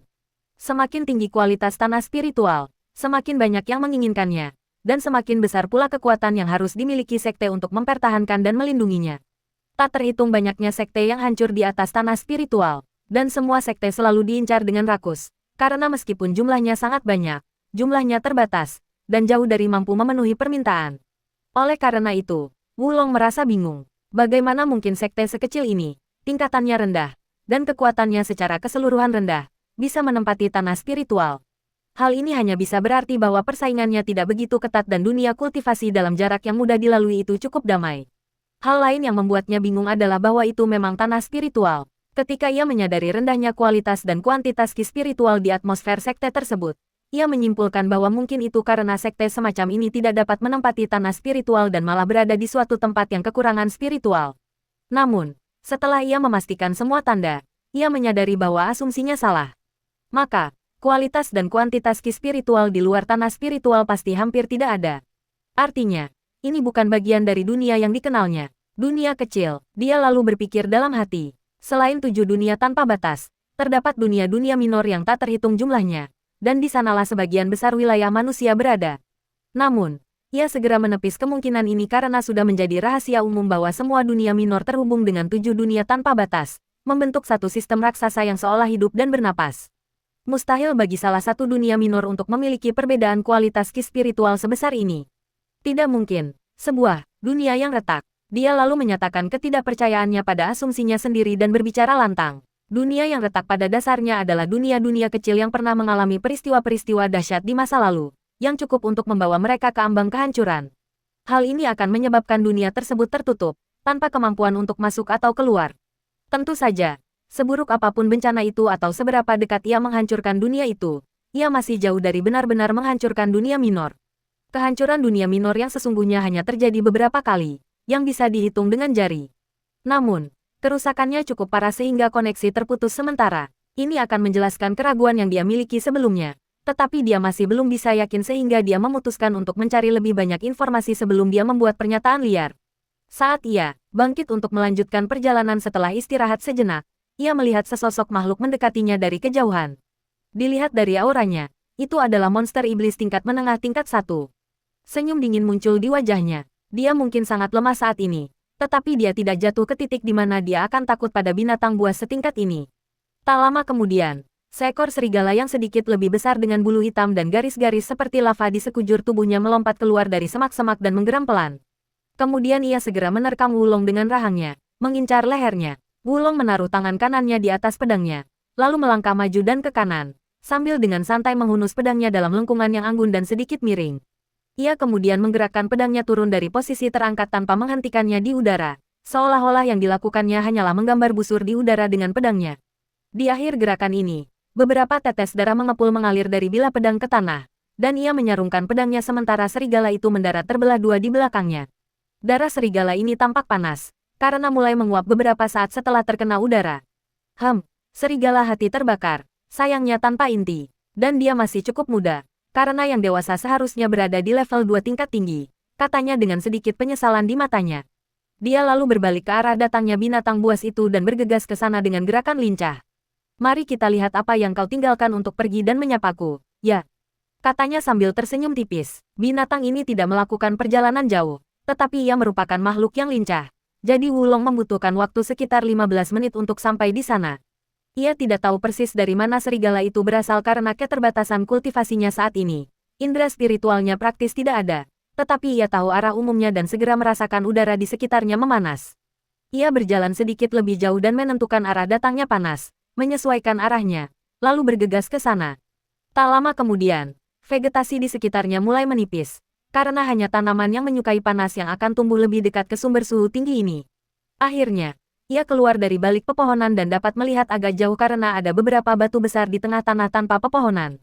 Di salah satu batu besar, terdapat kristal oranye yang memancarkan panas hebat, dan 12 serigala yang mirip dengan yang dibunuhnya berkeliaran di sekitar batu-batu besar tersebut. Ada satu serigala tingkat menengah, dan 4 serigala tingkat rendah tingkat 2, sisanya adalah serigala hati membara tingkat 1. Mereka sudah melihat ke arah mereka karena mereka memperhatikannya sejak lama. Dan dia juga tidak terkejut melihat mereka karena dia mendeteksi aura mereka saat dia bergerak ke sini. Maaf aku harus melakukan ini karena aku bisa bersimpati dengan situasi ini, katanya sambil mendesah dan tersenyum kecut. Melihat harem di sekitar satu laki-laki membuatnya enggan merusak adegan ini, karena dia sangat memahami betapa frustrasinya diganggu dalam situasi seperti itu. Akan tetapi, apa yang dilihatnya selanjutnya, membuatnya pertama-tama mengangkat sebelah alisnya, lalu mendengus dingin. Serigala jantan mungkin memiliki naluri bertahan hidup yang lebih unggul, menunjukkan ketakutan di matanya, dan dengan geraman, mengusir semua serigala betina ke arah Wulong. Para serigala tampak enggan tetapi memutuskan untuk melanjutkan, sementara serigala jantan mundur perlahan, bersiap untuk berlari ke arah yang berlawanan. Wulong tiba-tiba melompat dari posisinya, dengan lihai menghindari cakar dan taring serigala betina. Ia berlari lurus ke arah serigala jantan, dan melepaskan tebasan pedang tajam langsung dari sarungnya yang membentuk lengkungan aneh. Binatang itu menghindar, tetapi entah bagaimana dengan sukarela bergerak ke arah lengkungan yang tergambar di udara, sehingga kepalanya terselip di bawah bilah pedang. Dengan bunyi gedebuk, kepala dan tubuhnya jatuh terpisah ke tanah, sementara Wulong berlari melewatinya, dan dengan satu kaki sebagai poros berbalik untuk melihat harem yang sekarang sendirian. Para serigala berbalik dan melihat pemimpin mereka dipenggal. Pergi, Wulong berkata dengan suara dingin. Binatang iblis tidak mengerti kata-kata. Bahkan makhluk tingkat tinggi sekalipun tidak pernah berkomunikasi. Mereka hanya bertindak secara naluriah, tetapi seperti kebanyakan makhluk hidup, mereka memiliki naluri bertahan hidup, yang berarti mereka mengenal rasa takut. Kata-kata Wulong seolah menyampaikan maknanya tanpa perlu bahasa yang sama. Sementara, harem berbulu itu dengan cepat berlari ke arah yang acak. Satu-satunya syarat adalah sejauh mungkin dari sini. Sebenarnya, ini bukan tindakan kebaikan dari Wulong. Ia hanya merasa bosan berurusan dengan mereka karena ia tahu hanya laki-laki yang telah ia bunuh yang memiliki inti iblis. Sungguh tidak ada gunanya ia mengejar anggota kawanan lainnya. Kultivasinya juga cukup rendah, dan tubuhnya tidak benar-benar terlatih. Jadi staminanya tidak akan memungkinkan dia untuk membunuh mereka semua tanpa menghabiskan 2/3-nya. Ia menjentikkan darah yang mengeluarkan uap panas dan menyarungkan pedang, lalu mengeluarkan belatinya. Setelah mendekati kepala serigala hati membara, ia membuat beberapa sayatan terampil dan mengeluarkan inti merah bulat sempurna, sedikit tembus cahaya, seukuran kacang hazelnut, yang terasa hangat saat disentuh. Aliran energi yang kacau terlihat berputar-putar di dalamnya, bergerak menurut tatanan misterius dan mendalam. Keberuntungan masih berpihak padaku bahkan di kehidupan ini. Panen yang begitu baik dalam waktu setengah hari setelah lepas landas. Lumayan, katanya sambil tersenyum. Yang dengan cepat berubah masam karena ia berpikir, tak disangka ini dianggap temuan bagus sekarang. Teknik kultivasinya akan memungkinkannya menyerap inti ini sepenuhnya tanpa perlu khawatir dengan efek samping yang biasanya muncul jika inti iblis diserap langsung. Inti ini memiliki atribut yang, jadi tidak akan terlalu bermanfaat bagi basis kultivasinya. Namun, ia bisa menempa tubuhnya dengan inti tersebut. Ia juga tahu banyak cara untuk meningkatkan yangkinya, dan akar yang memengaruhi laju produksi yangki di tubuhnya dan jumlah yangki yang dapat disimpan dan dikeluarkan. Tentu saja, inti ini tidak cukup untuk memengaruhi akar yangnya, tetapi cukup untuk sedikit memperbaiki kondisinya, meningkatkan efektivitas pengobatan untuk pedangnya yang patah di masa mendatang, meningkatkan stamina, daya tahan, dan kondisi fisik secara keseluruhan juga akan membantunya mengeluarkan lebih banyak kekuatannya. Dua gerakan yang dilakukannya saat membunuh dua serigala hati membara mungkin tampak mudah, tetapi sebenarnya sangat melelahkan bagi tubuhnya yang saat ini belum terlatih dan belum terlatih dengan baik, sedemikian rupa sehingga ia merasa sakit di sekujur tubuh. Dia menatap kristal yang tertanam di batu besar itu, lalu menggelengkan kepalanya. Mungkin itu harta karun, tapi tak berguna bagiku karena efeknya akan hilang begitu dikeluarkan dari batu besar yang menghubungkannya dengan sumber kekuatannya jauh di bawah tanah. Gumamnya, tidak terlalu sedih. Yah, setidaknya aku bisa menggunakan efeknya sedikit saat aku di sini. Wulong duduk dalam posisi lotus dan meminum pil puasa, lalu mengeluarkan kantong air kulit dan meminumnya beberapa teguk. Lapar, dia menertawakan. Kebutuhannya, setelah dia menjernihkan pikirannya yang disebabkan oleh kebutuhan fana, dia mengeluarkan inti iblis, menyekanya sedikit dengan kain meskipun sebenarnya sudah bersih, lalu menelannya sekaligus. Perutnya segera mulai menghasilkan panas yang membakar yang mulai mengalir ke seluruh tubuhnya saat ia mulai berkultivasi. Kulitnya meradang, memerah, bahkan mengeluarkan sedikit uap. Dia duduk seperti itu selama sekitar 5 jam, menyerap ki spiritual yang dipengaruhi oleh kristal di atasnya, menjaga suhu yang diberikan oleh inti iblis. Secara bertahap, kulitnya yang meradang kembali normal, dan begitu semua tanda dari kondisi sebelumnya menghilang, ia membuka matanya yang berkedip-kedip dengan cahaya terang. Bagus, sekarang aku tidak perlu khawatir lenganku akan putus karena aku sedikit menggerakkan pedang, katanya sambil tersenyum. Kultivasinya tidak meningkat, tetapi fisiknya jauh lebih baik. Mengingat betapa menyedihkan kondisi tubuhnya sebelumnya, bisa dibilang ia telah membuat kemajuan pesat hanya dari inti itu saja. Ia juga menggunakan teknik yang mendalam untuk meningkatkan kualitas yang kinya sebagai persiapan untuk masa depan. Kondisi naganya yang tertidur pun membaik, meskipun tidak ada perubahan yang terlihat. Efektivitas pengobatan di masa mendatang akan meningkat. Karena hari sudah malam, ia menggunakan teknik yang pernah ia pelajari di awal perjalanannya sebagai kultivator nakal. Ketika ia masih ingin tidur tetapi tidak bisa tenang karena kultivator nakal adalah target yang tepat. Teknik ini membantu seseorang untuk tidur sekaligus menjaga tubuh dalam kondisi siap bergerak serta meningkatkan kewaspadaan. Teknik ini tidak wajib bagi seseorang yang mencapai alam pembentukan inti ke atas, di mana seorang kultivator dapat sepenuhnya mengabaikan kebutuhan untuk tidur, makan, dan minum. Oleh karena itu, ia tidak menggunakannya entah untuk berapa lama, tetapi tetap saja merupakan teknik yang bagus dan ia pernah berusaha keras hanya untuk mendapatkannya. Dia duduk dalam posisi teratai dengan mata tertutup, tertidur. Sebenarnya, ia tidak terlalu khawatir tentang keamanan karena ia tahu hampir tidak ada binatang buas dalam jarak jauh dari tempat ini. Dan kalaupun ada yang mendekat, tidak semua binatang buas akan menyukai panas ini. Jika ada binatang buas penyelarasan api lain di sekitar, mereka pasti akan terus-menerus memperebutkan wilayah ini dengan serigala hati membara. Jadi mereka pasti akan mendekat saat ada sesuatu yang tidak biasa di sini. Adapun serigala, meskipun kecerdasan mereka cukup rendah, persepsi mereka terhadap bahaya dan naluri bertahan hidup mereka sangat tinggi, sebagaimana ditunjukkan oleh perilaku mereka saat bertemu. Mereka berlari ketakutan sehingga kemungkinan besar mereka masih terus melarikan diri hingga saat ini. Serigala jantan muda yang menyerangnya lebih dulu merupakan pengecualian karena belum berpengalaman dan rentan terhadap perilaku impulsif akibat ketidakdewasaan. Selama 2 hari berikutnya Wulong melakukan perjalanan lebih jauh ke kedalaman tanah spiritual. Tetapi dia tidak seberuntung hari pertama dan tidak dapat menemukan sesuatu yang berguna bagi dirinya. Sembari beristirahat, ia juga dengan santai mengumpulkan beberapa tangkai rumput roh putih untuk akhirnya membawa pulang sejumlah yang layak untuk misi tersebut. Ia memastikan untuk memotongnya di pangkal dengan pisau giok agar akarnya tetap utuh dan tidak rusak akibat pemotongan logam. Menghancurkan harta spiritual sepenuhnya merupakan tabu besar dalam dunia kultivasi, dan peralatan yang disediakan oleh sektenya saat ini diberikan justru karena alasan tersebut. Meskipun jenis tanaman obat ini tidak langka, dan secara alamiah muncul di tanah spiritual, baginya, lebih merupakan kebiasaan untuk memperlakukan tanaman obat dengan hati-hati. Dia juga melihat dan memanen beberapa bahan yang dapat ditukar dengan sejumlah poin yang layak jika dia membutuhkannya. Dia membunuh semua binatang iblis yang menyerangnya, tetapi karena kebanyakan dari mereka adalah binatang tingkat 1, tidak ada inti, hanya material yang tidak dia pedulikan. Dia memang memanggang daging banteng bertanduk 3, yang sedikit lebih bermanfaat untuk tempering tubuhnya. Pada hari keempat, ia menemukan sebuah kesempatan. Wulong berdiri di tebing panjang seperti dinding, menghadap dataran yang sedikit lebih rendah. Ada sekuntum bunga biru cerah yang memancarkan cahaya biru lembut, tumbuh di gundukan di tengah lahan terbuka berbatu. Ada kadal ungu lidah biru tingkat kedua, kadal raksasa yang tertutup sisik ungu tebal yang memancarkan kilau logam, berbaring malas beberapa meter darinya. Aku tidak akan bisa memotongnya hanya dengan teknik saja. Karena pedang itu tidak cukup keras dan tajam untuk memotong kulitnya, pikir Wulong sambil mengamati kadal itu di bawah tebing. Kadal ungu lidah biru merupakan binatang yang sangat beracun dan berbaju zirah tebal. Jadi kualitas pedangnya tidak akan cukup untuk memotongnya tidak peduli seberapa terampil dia menggunakannya. Dan dia tidak dapat memanifestasikan dan menggunakan ki spiritual di luar tubuh untuk membantu pedang dalam memotongnya. Jika dia memiliki kemampuan itu dia bahkan tidak akan membutuhkan pedang untuk menghadapinya karena dia dapat dengan mudah memotongnya dengan tangan. Apakah aku harus menggunakan SWOT Intent? Tapi dengan tubuhku yang sekarang, itu cukup melelahkan. Aku harus memastikan aku tidak perlu bertarung setelahnya. Ia mengambil keputusan dan menghabiskan beberapa jam mengamati situasi di sekitarnya. Kadal lidah biru ungu tidak bergerak, tetapi mulai gelisah karena menyadari ada yang mengintip. Namun, ia tidak berani menyerang karena bunga itu bisa dicuri jika hilang. Setelah memeriksa ulang bahwa dia tidak perlu melawan ancaman lain setelah berhadapan dengan kadal itu, dia mendekati tempat terbuka itu.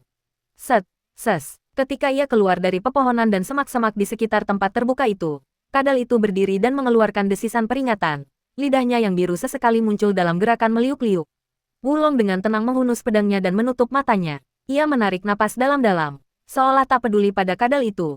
Binatang itu tidak menyia-nyiakan kesempatan ini dan menerjang ke arahnya dengan kelincahan yang mengejutkan karena dari bentuknya ia tidak terlihat begitu lincah. Ketika jaraknya hanya beberapa meter darinya, Wulong tiba-tiba membuka matanya dan aura tajam menyelimuti ruangan itu untuk sesaat. Kadal itu tiba-tiba berhenti bergerak, kaku seolah membeku dalam waktu. Sekelilingnya menjadi hening tak wajar untuk sesaat, seolah semua suara terputus dan waktu melambat seperti merangkak. Embusan angin bertiup ketika suara-suara itu kembali, dan kepala kadal itu terbelah menjadi dua, lukanya sehalus cermin. Hewan lain pada kenyataannya akan terbawa oleh inersia karena kehilangan kendali dan jatuh ke depan. Tetapi karena gerakan kaki yang unik dari kadal ini yang secara efektif menghilangkan semua kecepatan pada setiap langkah dan memberinya dorongan untuk langkah berikutnya, yang memungkinkannya untuk menjaga pusat masanya selalu stabil dan dengan demikian langsung berhenti pada suatu titik waktu tanpa dipengaruhi oleh momentumnya sendiri. Biasanya, kendali yang begitu besar atas gerakannya akan menjadi kekuatan, tetapi kini kendali tersebut hanya berperan kecil dalam kehancurannya, karena Wulong bergerak tepat pada saat kadal itu menghentikan momentumnya dari satu langkah dan bersiap untuk langkah berikutnya, yang terjadi dalam sepersekian detik. Hal ini meningkatkan efektivitas serangan Wulong. Di sisi lain, Wulong berkeringat deras di sekujur tubuhnya, lemas dan mati rasa menyerang seluruh ototnya. Rasa sakit yang menusuk juga terasa di seluruh lengan yang ia gunakan untuk memegang pedang, hingga ke bahu, bahkan hingga ke tulang belikat. Ia meletakkan tangannya yang lain di pohon tempat ia berdiri untuk menopang dirinya, sambil terengah-engah. Itu berisiko, dia bergumam sambil tertawa kecil. Niat pedang tidak sepenuhnya bergantung pada kultivasi atau tingkat penempaan tubuh, melainkan jenis kekuatan yang samar yang berasal dari pemahaman seseorang tentang pedang. Seseorang harus menjalani latihan pedang yang tak terbayangkan atau memiliki guru yang luar biasa berbakat, tak tertandingi dalam mengajar, dan yang pemahamannya tentang pedang mencapai tingkat yang lebih tinggi daripada yang dapat dibayangkan untuk mulai memahami niat pedang, apalagi menggunakannya. Wulong, yang memiliki semua ingatan, pengalaman, pengetahuan dan pemahamannya, tentu dapat menggunakannya. Namun, meskipun tidak bergantung pada basis kultivasi dan tubuh, bukan berarti tidak membebani dirinya. Malahan, menggunakan kekuatan niat pedang terendah sekalipun di alam pengumpulan ki saja sudah cukup gila, apalagi di alam pengolah tubuh. Namun, pedangnya tidak akan mampu menembus armornya. Saat ini, ia juga tidak memiliki kemampuan untuk memanifestasikan ki spiritual di luar tubuh, sehingga mustahil baginya untuk meningkatkan kemampuan memotong pedang dengan teknik pedang yang menggunakan ki spiritual, sehingga ia hanya bisa menggunakan metode berbahaya ini untuk menghadapinya dengan cepat. Wulong kemudian menatap mayat di depannya dengan ekspresi aneh di wajahnya. Bahkan tidak seluruh badannya ya, dia berpikir. Dia hanya berhasil membelah kepalanya, bukan membaginya menjadi dua. Yah, setidaknya aku tidak perlu khawatir untuk bercocok tanam di sini karena wilayah kekuasaan bajingan malang ini sangat luas dan tidak ada binatang buas lain yang berani mendekatinya.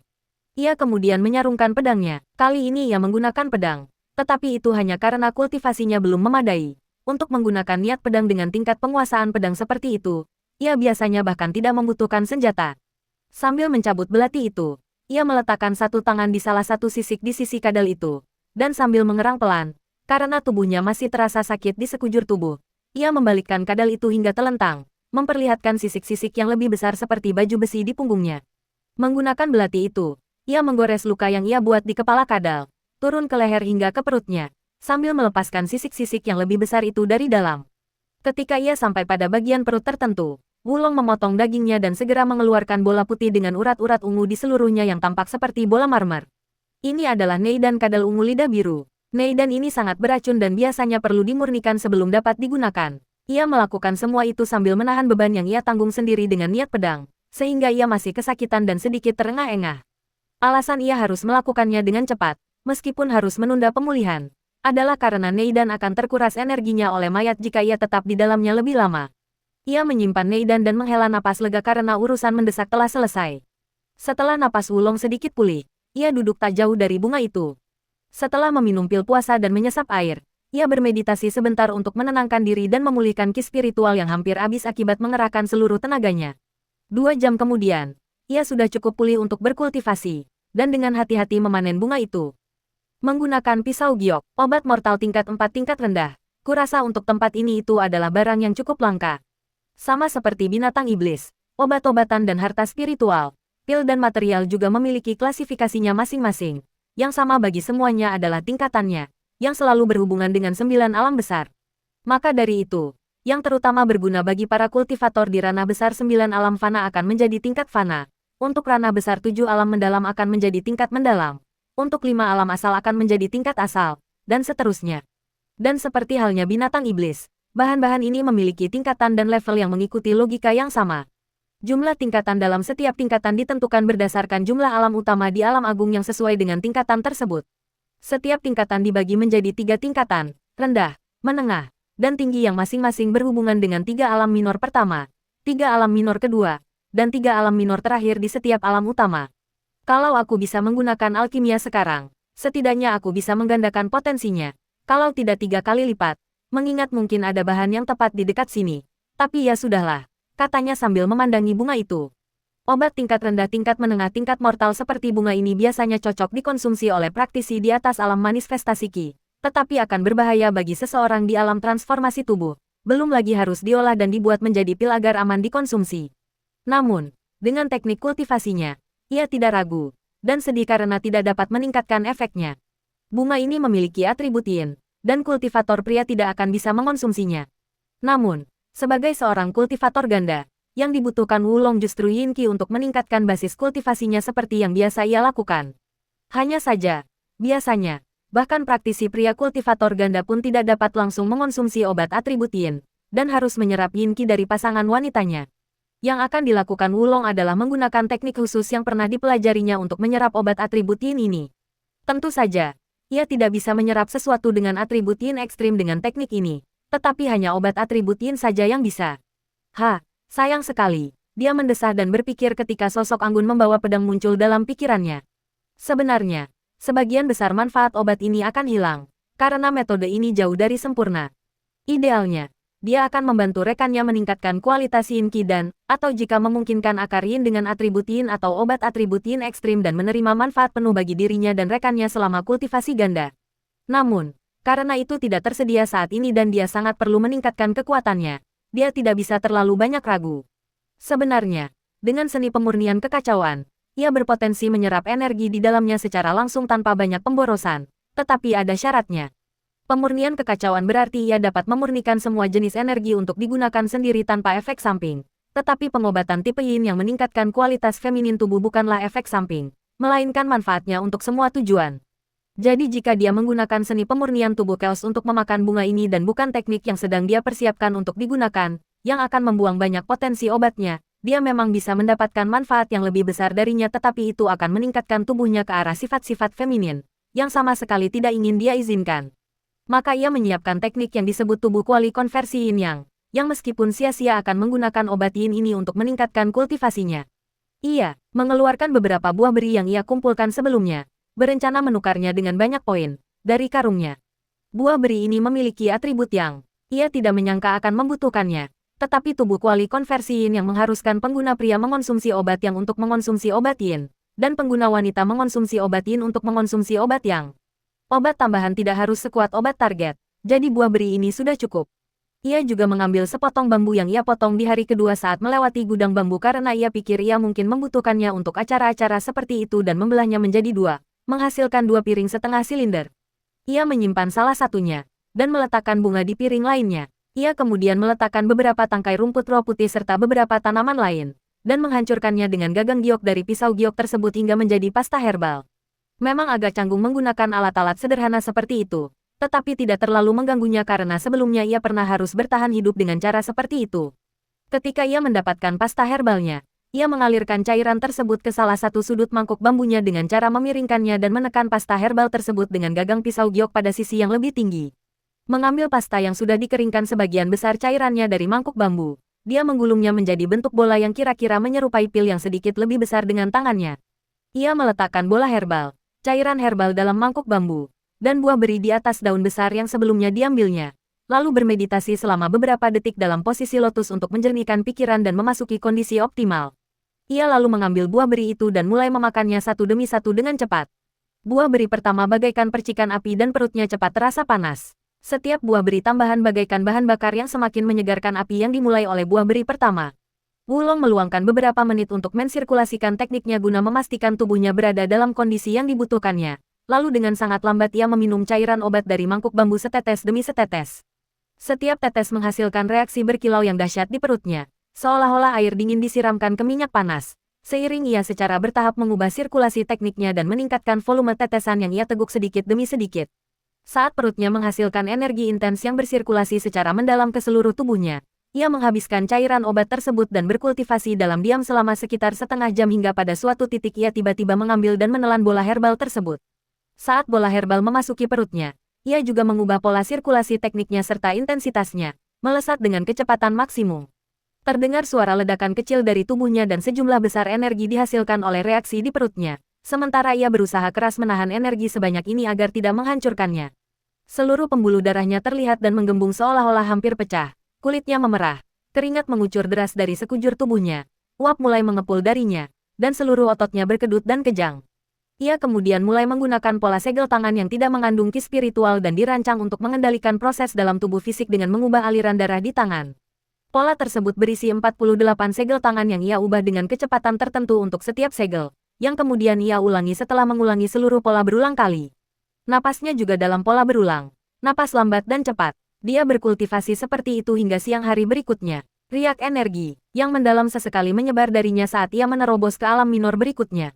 Pada saat-saat terobosan, luka yang ia ciptakan dengan menggunakan niat pedang dengan tubuh yang begitu lemah sembuh dengan kecepatan yang nyata, dan tubuhnya terus-menerus ditempa dan diubah oleh ki spiritual. Ketika ia membuka matanya, kultivasinya telah mencapai tingkat ke-6 alam transformasi tubuh. Ia naik 3 alam minor dalam satu hari. Belum lagi ia harus melewati ambang batas, yaitu dari tingkat ketiga ke tingkat keempat, yang merupakan salah satu tembok kecil di setiap alam utama. Tembok lainnya adalah dari tingkat ke-6 ke tingkat ke-7. Dia lalu mengeluarkan Nei dan kadal ungu lidah biru dan menelannya. Memulai sesi kultivasi lain, kali ini murni dengan seni pemurnian tubuh chaos. Setelah beberapa jam ia berhasil mencapai level ke-7 dan fisiknya menerima dorongan besar. Tubuhnya ditempa sehingga mencapai terobosan berturut-turut. Sekarang, meskipun kultivasinya masih belum memadai, dengan ketahanan fisik yang luar biasa, ia dapat menggunakan niat pedang tanpa mengambil risiko yang besar, dengan syarat ia tidak menggunakan lebih dari level terendah yang ia tunjukkan saat melawan kadal itu. Mengalami lonjakan kekuatan yang dramatis, ia tidak dapat membuat terobosan untuk beberapa waktu, karena ia harus mengonsolidasikan pencapaiannya.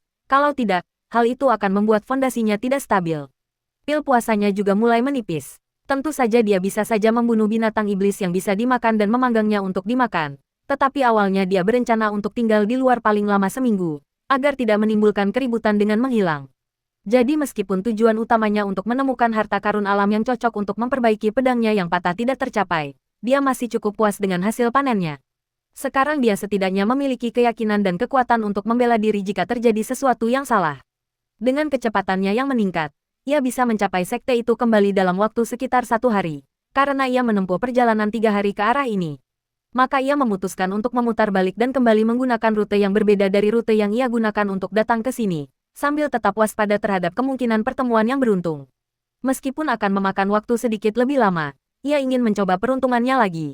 Keesokan harinya, saat ia sudah mendekati lokasi sekte tersebut, ia melihat tingkat kelembaban udara meningkat dan awan-awan yang sejak pagi semakin tebal melayang rendah ke tanah. Dia mengeluarkan jubahnya dan melingkarkannya di bahunya, lalu mengenakan topi bambu di punggungnya, di atas kepala, mengencangkannya dengan pita di bawah dagunya, merasa sedikit nostalgia dan entah bagaimana misterius dan menakjubkan. Karena orang abadi biasanya akan melindungi diri mereka dari fenomena alam seperti hujan atau salju, dingin dan panas dengan domain ki spiritual, menyerupai gelembung. Dia lupa bagaimana rasanya membuat persiapan seperti ini. Tak lama kemudian, langit mulai menghujani bumi dengan tetesan hujan. Wulong berhenti di sebuah lahan terbuka dan berdiri di sana, menikmati tetesan air yang menyentuh lembut topi bambu yang dikenakannya dan jubah di bahunya. Ia mendengarkan hujan membasahi segalanya, akhirnya jatuh ke tanah, membentuk genangan air yang kemudian berubah menjadi aliran-aliran kecil. Pengalaman yang telah lama terlupakan ini, merasakan hujan begitu dekat dan langsung, entah kenapa terasa sangat menyenangkan. Dia mengulurkan tangannya sedikit dari bawah jubah, hanya cukup agar separuh telapak tangannya bisa lolos dari perisai yang dibuat oleh topi bambu, sehingga memungkinkan tetesan air hujan jatuh ke tangannya. Ia memejamkan mata dan menarik napas dalam-dalam. Suara hujan begitu menenangkan, dan aroma khas yang terdengar saat berdiri di tengah hujan menenangkan pikirannya. Tetesan air dingin yang menyentuh kulit tangannya terasa menenangkan dan menyenangkan. Menjadi manusia lagi, ia mengalami sesuatu yang baru. Meskipun dapat dikatakan bahwa itu bukanlah pengalaman baru karena ia pernah menjadi manusia di masa lampau dan merasakan sensasi-sensasi ini, ada perbedaan yang jelas karena ia mengalaminya sebagai Wulong yang sekarang. Jadi, perasaan dan pikiran yang ia peroleh bersifat unik untuk saat ini dan tidak dapat dianggap sama dengan yang ia miliki sebelumnya. Perasaan dan pikiran tersebut tidak bisa disebut lebih baik atau lebih buruk, hanya berbeda. Saat Wulong tengah asyik dengan pikirannya, di tebing gunung yang jauh tampak seorang gadis mengenakan jubah murid Istana Kesatuan Yin yang berdiri di tengah hujan dan memandang ke kejauhan. Jika dia berdiri di jalanan kota manapun di dekatnya, dia akan dikenali sebagai wanita tercantik. Tetapi menurut standar sekte aneh ini yang sangat mempertimbangkan penampilan seseorang saat memilih murid, dia hanya akan terlihat biasa saja. Dan terlepas dari kecantikannya, dia sangat tidak berkesan. Bahkan, keberadaannya di sana cukup kabur karena seseorang hanya akan memperhatikannya jika mereka secara khusus mencarinya. Jika ada murid sekte di dekatnya, mereka tidak akan memperhatikannya. Meskipun berdiri di tengah hujan tanpa penutup, tak ada satu tetes pun air hujan yang jatuh menimpanya. Seolah-olah air hujan itu secara alami menghindarinya, takut menodai keberadaannya. Juga tidak ada fluktuasi ki spiritual atau kubah di sekelilingnya, yang menunjukkan bahwa ia tidak sedang melindungi dirinya sendiri. Di matanya, hal itu tampak biasa saja pada pandangan pertama, tetapi jika diperhatikan lebih dekat, rasanya seolah-olah dapat menembus semua kebohongan dan melihat semua kebenaran. Ada emosi campur aduk antara kerinduan, seolah-olah ada sesuatu yang diinginkannya, iri hati, seolah-olah sesuatu itu dimiliki orang lain, dan rasa tertarik, seolah-olah dia sedang mempelajari bagaimana orang itu memperolehnya.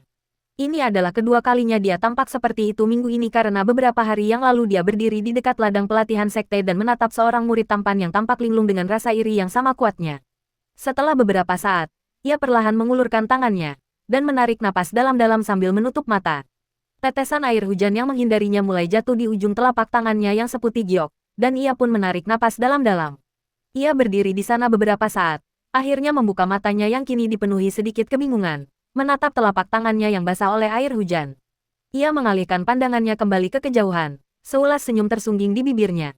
Senyum ini menciptakan pesona yang tak terlukiskan di sekelilingnya. Sementara ia memandang dengan penuh semangat dan antisipasi. Wulong menghabiskan beberapa puluh menit hanya untuk menikmati sensasi menakjubkan itu, saat ia menyadari ada banyak kehadiran yang mendekatinya. Arah datangnya para hadirin itu berbeda dengan arah datangnya dia, tetapi itu karena lengkungan yang dia buat pada rutenya. Karena arah gerak para hadirin itu sama dengan tujuannya, yaitu pintu masuk jalur pegunungan Istana Kesatuan Yin Yang. Wulong terus mencoba mempertahankan perasaan yang cepat memudar saat perhatiannya secara naluriah mengikuti kehadiran yang mendekatinya. Ia segera menyadari bahwa para pengganggu yang mengganggu ketenangannya adalah manusia, dan datang dalam dua kelompok yang agak tersebar, satu di belakang yang lain. Kelompok utama akan melewatinya agak jauh, tetapi dua orang akan langsung bertabrakan dengannya jika mereka terus bergerak lurus. Secara bertahap juga muncul suara-suara samar seperti pedang beradu dan suara-suara teriakan yang datang dari dua kelompok utama di kejauhan. Ketika orang pertama tiba di lokasinya, mereka disambut oleh pemandangan indah seorang pemuda berdiri di tengah hujan dengan tangan terulur dari balik jubahnya untuk merasakan tetesan air, seolah diambil dari sebuah lukisan mahakarya. Meskipun topi bambu sering kali menutupi wajah pemakainya, ketampanannya dapat dikenali dari bagian bawah wajahnya yang terlihat. Orang yang datang tercengang melihat pemandangan ini tetapi juga mengenali lencana pada jubah Wulong. Cepat pergi dari sini, tidak aman di sini, kita dikejar. Sebuah suara wanita memanggilnya. Pada titik ini Wulong menarik tangannya ke jubah, membuka matanya dan menatap sosok yang mendekat dengan ekspresi sedikit tidak puas, membiarkannya melihat wajahnya yang ditanggapinya dengan melebarkan matanya. Pengganggu pertama di momen tenang itu adalah seorang wanita muda yang luar biasa cantik berjubah putih. Jubah itu berdesain sama dengan yang dikenakan Wulong saat itu, Tetapi alih-alih lapisan, ornamen, dan selempang kuning yang ia miliki, jubah wanita itu berwarna biru dengan garis-garis emas yang ditaburkan di atas birunya, dan beberapa ornamen tambahan yang tidak dimiliki jubah murid lain di sekte tersebut. Karena ia tidak ingat pernah melihat seragam seperti ini, ia dapat menebak status wanita itu sebagai murid inti yang jarang terlihat dan sangat dihargai. Namun, terlepas dari statusnya yang terhormat, kondisinya kini cukup menyedihkan.